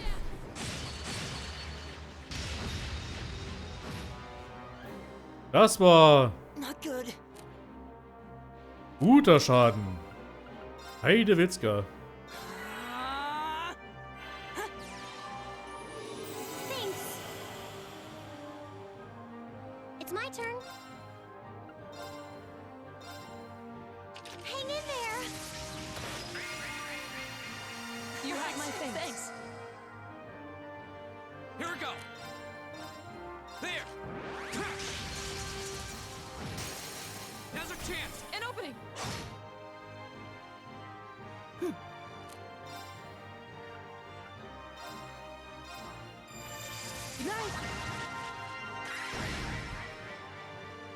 It's my turn. Er ist eingepennt. Okay, jetzt ist er wieder wach. Turn to flames. Burn. Here we go. There.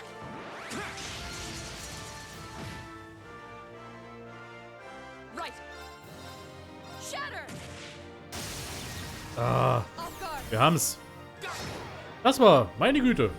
War der erste richtige Bosskampf so. Der wirklich einem auch mal was abverlangt hat. Your swordsmanship gets better with every battle. And I've got a way to go to get to your level. Angel hat Level 2 erreicht. Fortuna und... Game zurück. Ja, sehr schön. 2 Runden Stärke-Buff. Das ist sehr schön. Great. I did it! That was kind of terrifying. Ja, das war heftig. Das stimmt wohl. Done for. Still, at least we were able to defeat it. Reen, what was that skill you just performed? Oh, it was something I've been working on for a while. This was the first chance I had to put it through its paces, though. I definitely feel like I'm getting the hang of it now. I see. You really are amazing, Reen.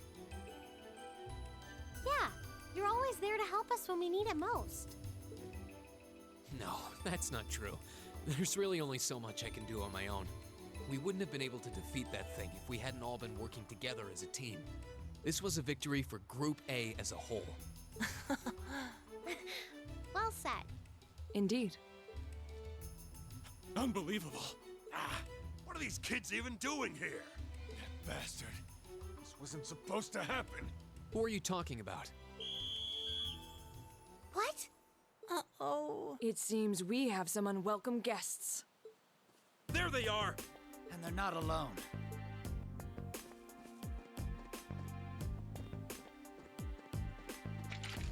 Put your hands in the air. Don't try to resist. Why are you surrounding us and not them? Keep your mouth shut! Don't think we're gonna go easy on you just because you're students. Looks like all your hard work was for nothing, huh? Sucks to be you. They're not even trying to hide their involvement. Utterly shameless. You're jumping to an awful lot of conclusions. I see two groups of people in a collection of stolen goods, but no indication of which group was responsible. Do you have any way to prove that the four of you aren't the perpetrators? What? Do you intend to frame us? This is preposterous! I'm just telling you that you need to mind your own business and learn your place. The Kreutzen province is the territory of Duke Alvarea, and I will not have a gaggle of bratty students poking their noses where they don't belong. You will back down now, or we'll be more than happy to arrest you right here and drag you to Berea City, kicking and screaming. Damn. This is ridiculous. Ja, I'm afraid war you're auch doing mich, no hat mich such auch thing. irgendwie gewundert, dass wir erst jetzt ihn richtig hören. Vor allem war ich auch so überrascht, wie er klingt, What? als ich das zum ersten Mal gespielt habe. Who's there? Oh, Hallo? Wer seid ihr jetzt? It's the Railway Military Police. Railway Military Police? Yeah, the RMP. Rump. They're supposed to be the most elite unit in the whole of the Imperial Army.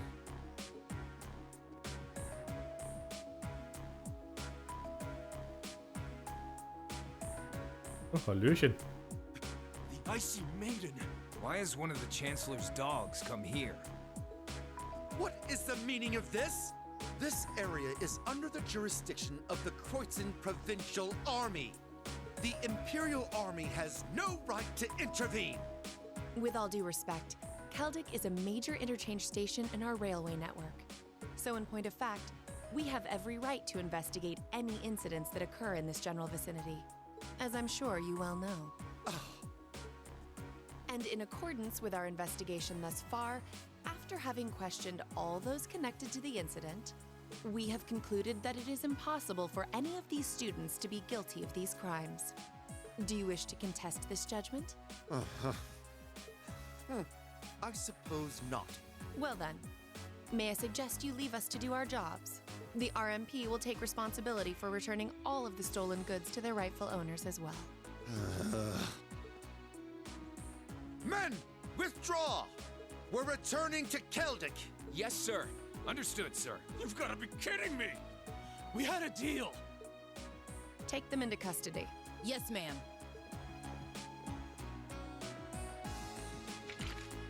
Oh, crap. We're totally boned. There's no point in resisting. You're coming with us.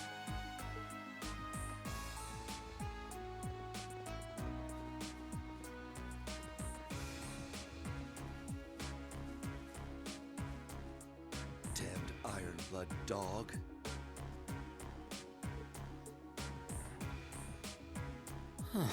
She's really pretty. Is she really part of the RMP?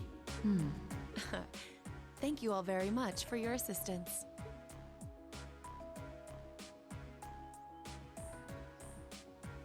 Revade. My name is Captain Claire Revelt of the Railway Military Police.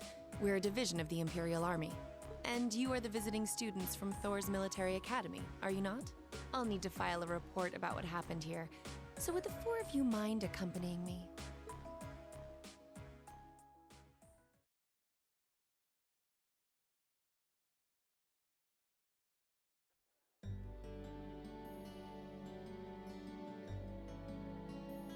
Das war doch mal eine Field Study, oder? Das war ein schöner Ausflug.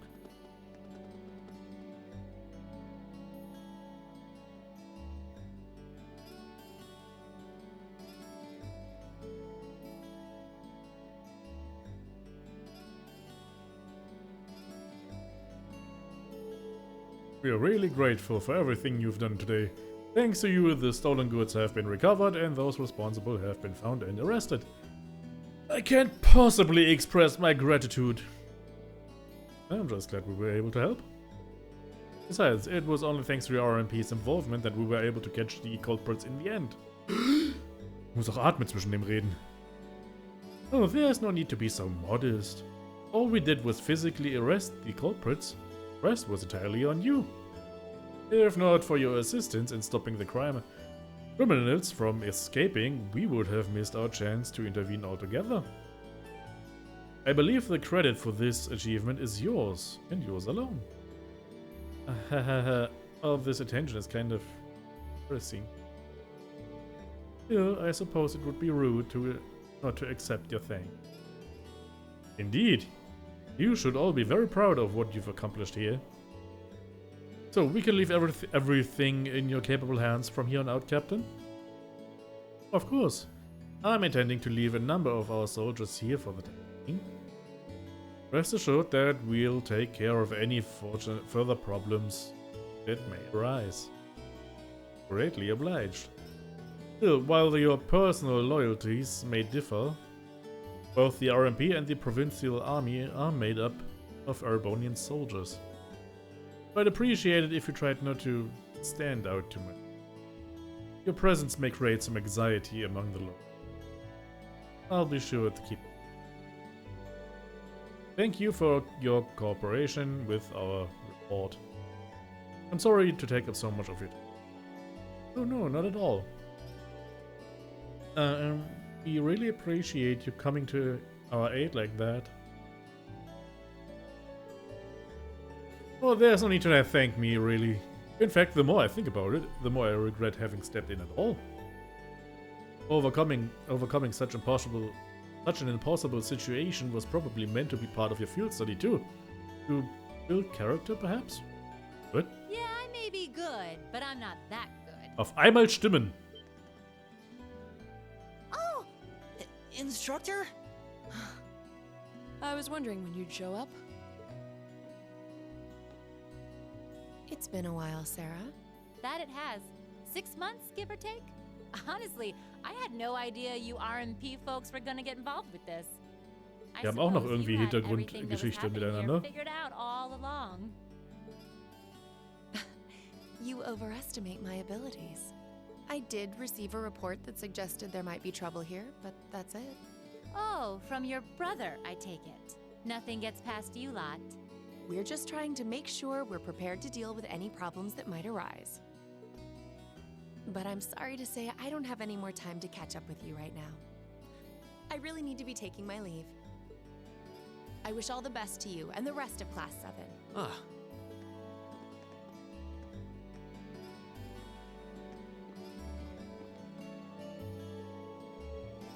Und schon wieder keine Stimmen mehr. Was she really part of the military? Still didn't seem it. Her movements and actions, however, were those of a skilled officer. Highly skilled. Yeah, and the rest of the railway military police seemed really well trained too. Know her, instructor? You could say that. Anyway, it looks like you've managed to finish up all the tasks I laid out for you. So I think it's about time to take our leave to this place too. Understood. You take care, everyone. Give my regards to Principal Van Dyke. And if you're ever in the area again, please do come to the market and say hi. You'll be more than welcome. We will. Thank you for everything. Das ist eines der großen Probleme, die ich jetzt auch mit diesem Spiel, mit dem Dialog habe. Jeder muss eine Dialogzeile noch irgendwo haben. Jeder muss noch irgendwas sagen. Das ist viel zu viel. She's asleep again. You don't think she's faking it, do you? No. Judging by her breathing, I believe she really is asleep. Well, it sounds like Group B turned out to be a complete disaster. If she had to deal with them, then come back here on the same day, I'll bet she's totally spent. Yeah, good point. Anyone would be exhausted trying to sort that out. It's hard to imagine her actually working hard, though, considering her usual attitude. It does seem as though she's genuinely looking out for us, however. So, this is how our first field study trip comes to an end, huh? I think I might have an idea now as to why we're here, though. I had the same thought. Testing the Arcus is clearly a big reason for coming here, but it's not the only reason. I think it has more to do with making sure we see everything that's going on with our own eyes. Yeah, that's exactly what I was thinking too. Learning more about places in Erebonia we've only read about in books, and getting to see the issues occurring in those regions firsthand, just like in Celtic. Indeed. And just as we thought and acted swiftly in the face of crisis this time, so too may we be called upon to do so again. These field studies may aim to test and cultivate those skills in preparation for our futures. Exactly. Add to that good judgment, decisiveness, and general conduct, and I'd say we have a pretty clear picture as to why we're out in the field. Basically, we're training everywhere we go. Well, you're about half right. Instructor. I was so certain you were sound asleep. What can I say? I can nod off and back on again in the blink of an eye. It's what I do. As you rightly noted, having first-hand knowledge of the areas to which you might be deployed is of tremendous importance, as is the ability to make swift, accurate judgments and solve problems with or without orders. Developing all these skills to their fullest is definitely a major part of why you're undertaking these field studies. Just as I thought. It's an interesting approach, but honestly, I've never heard of any other military academy trying it. You say we're only half right, however. Which begs the question, what's the rest of the story? Is something wrong? Oh, no, not at all. I was just thinking about what we did during our field study and why we were doing it. The whole concept seems eerily similar to the MO of bracers. Now that you mention it... The Bracer Guild prides itself in protecting civilians over all else, so it seems an Bracer unusual Gilde. source of Ganz inspiration wichtig. for a military academy. But the tasks we were given in Celtic do seem to align themselves quite well with the Bracer's basic philosophy. Yeah, I guess so. Their emblem depicts a supporting gauntlet, and that's pretty much exactly what we've been for these people. Bracers still have branches all over the continent, but you hardly ever see them in Erebonia anymore. Die werden trainiert, um einen Ersatz für die Bracer darzustellen, so ein bisschen. Well, you got me. Which means...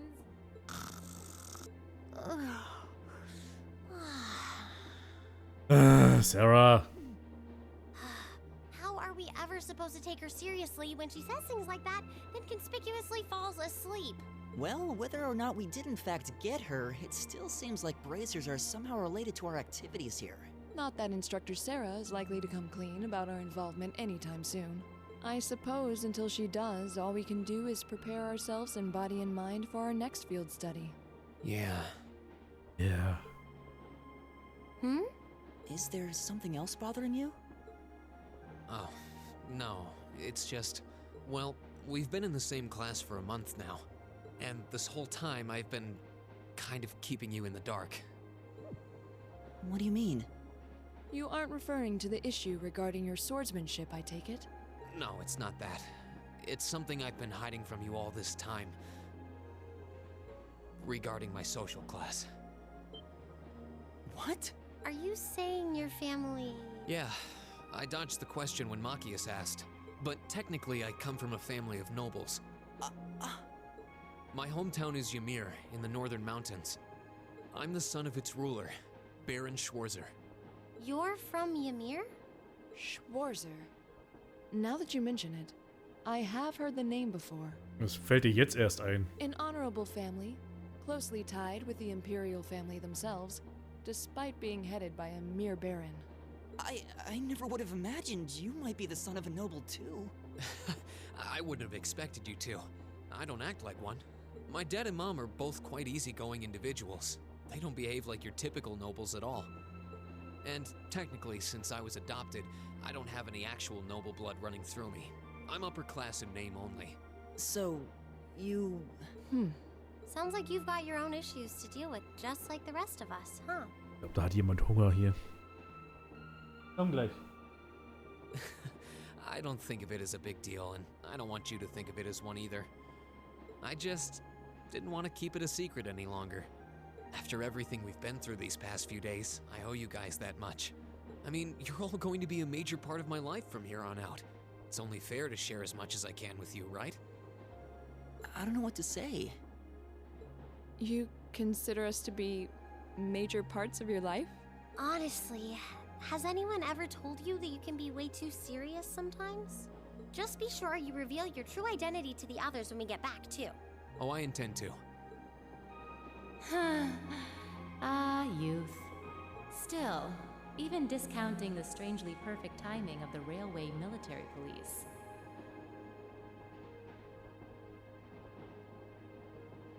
Ja, wahrscheinlich. That ruler of the forest they ran into in the nature park.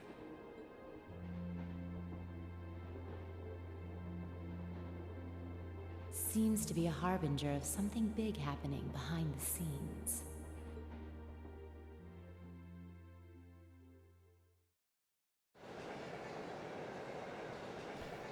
Okay, damit dürften wir Kapitel 1 jetzt endlich geschafft haben.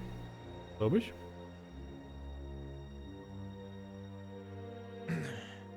Noch nicht ganz, okay. Oh, hey Darth Vader. I must admit, I wasn't expecting the Icy Maiden to show up when she did. We may need to adjust our plans to compensate for this interference. That won't be necessary.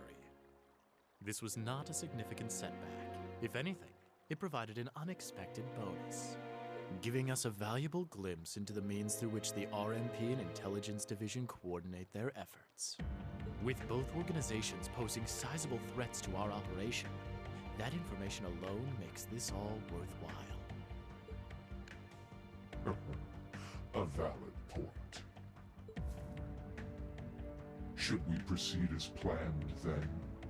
Of course. Ist The doch gut, tyrant komm ja must gleich. yet face the merciless hammer of judgment.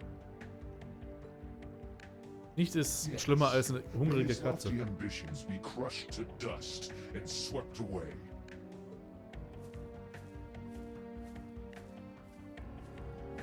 Mysteriös. Was denn jetzt? Okay. Ooh, you're moving up in the world. I've got a little reward here for you. Medal of Fortitude. Drinks are on me someday. Perfect. You guys are the best. Yay!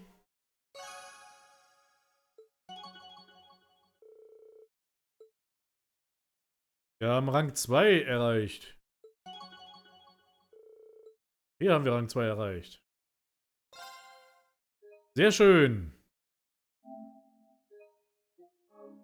Dann war's das. Sonst verhungert mir hier meine Katze. Zumindest will sie mir das glauben machen. Dann würde ich sagen, reicht das für heute.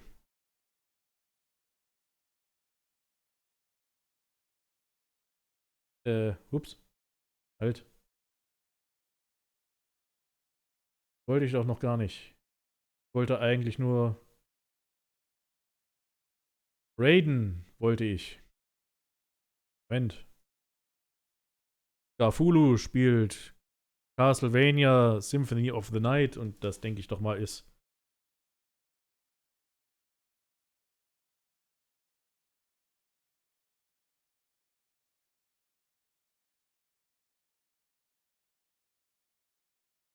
So. Dürfte gehen. Also dann sehen wir uns am Donnerstag mit Xenogears war's. Xenogears ist es, genau, richtig. Dann schönen Abend noch euch allen. Jetzt ist Garfule richtig geschrieben? Ja.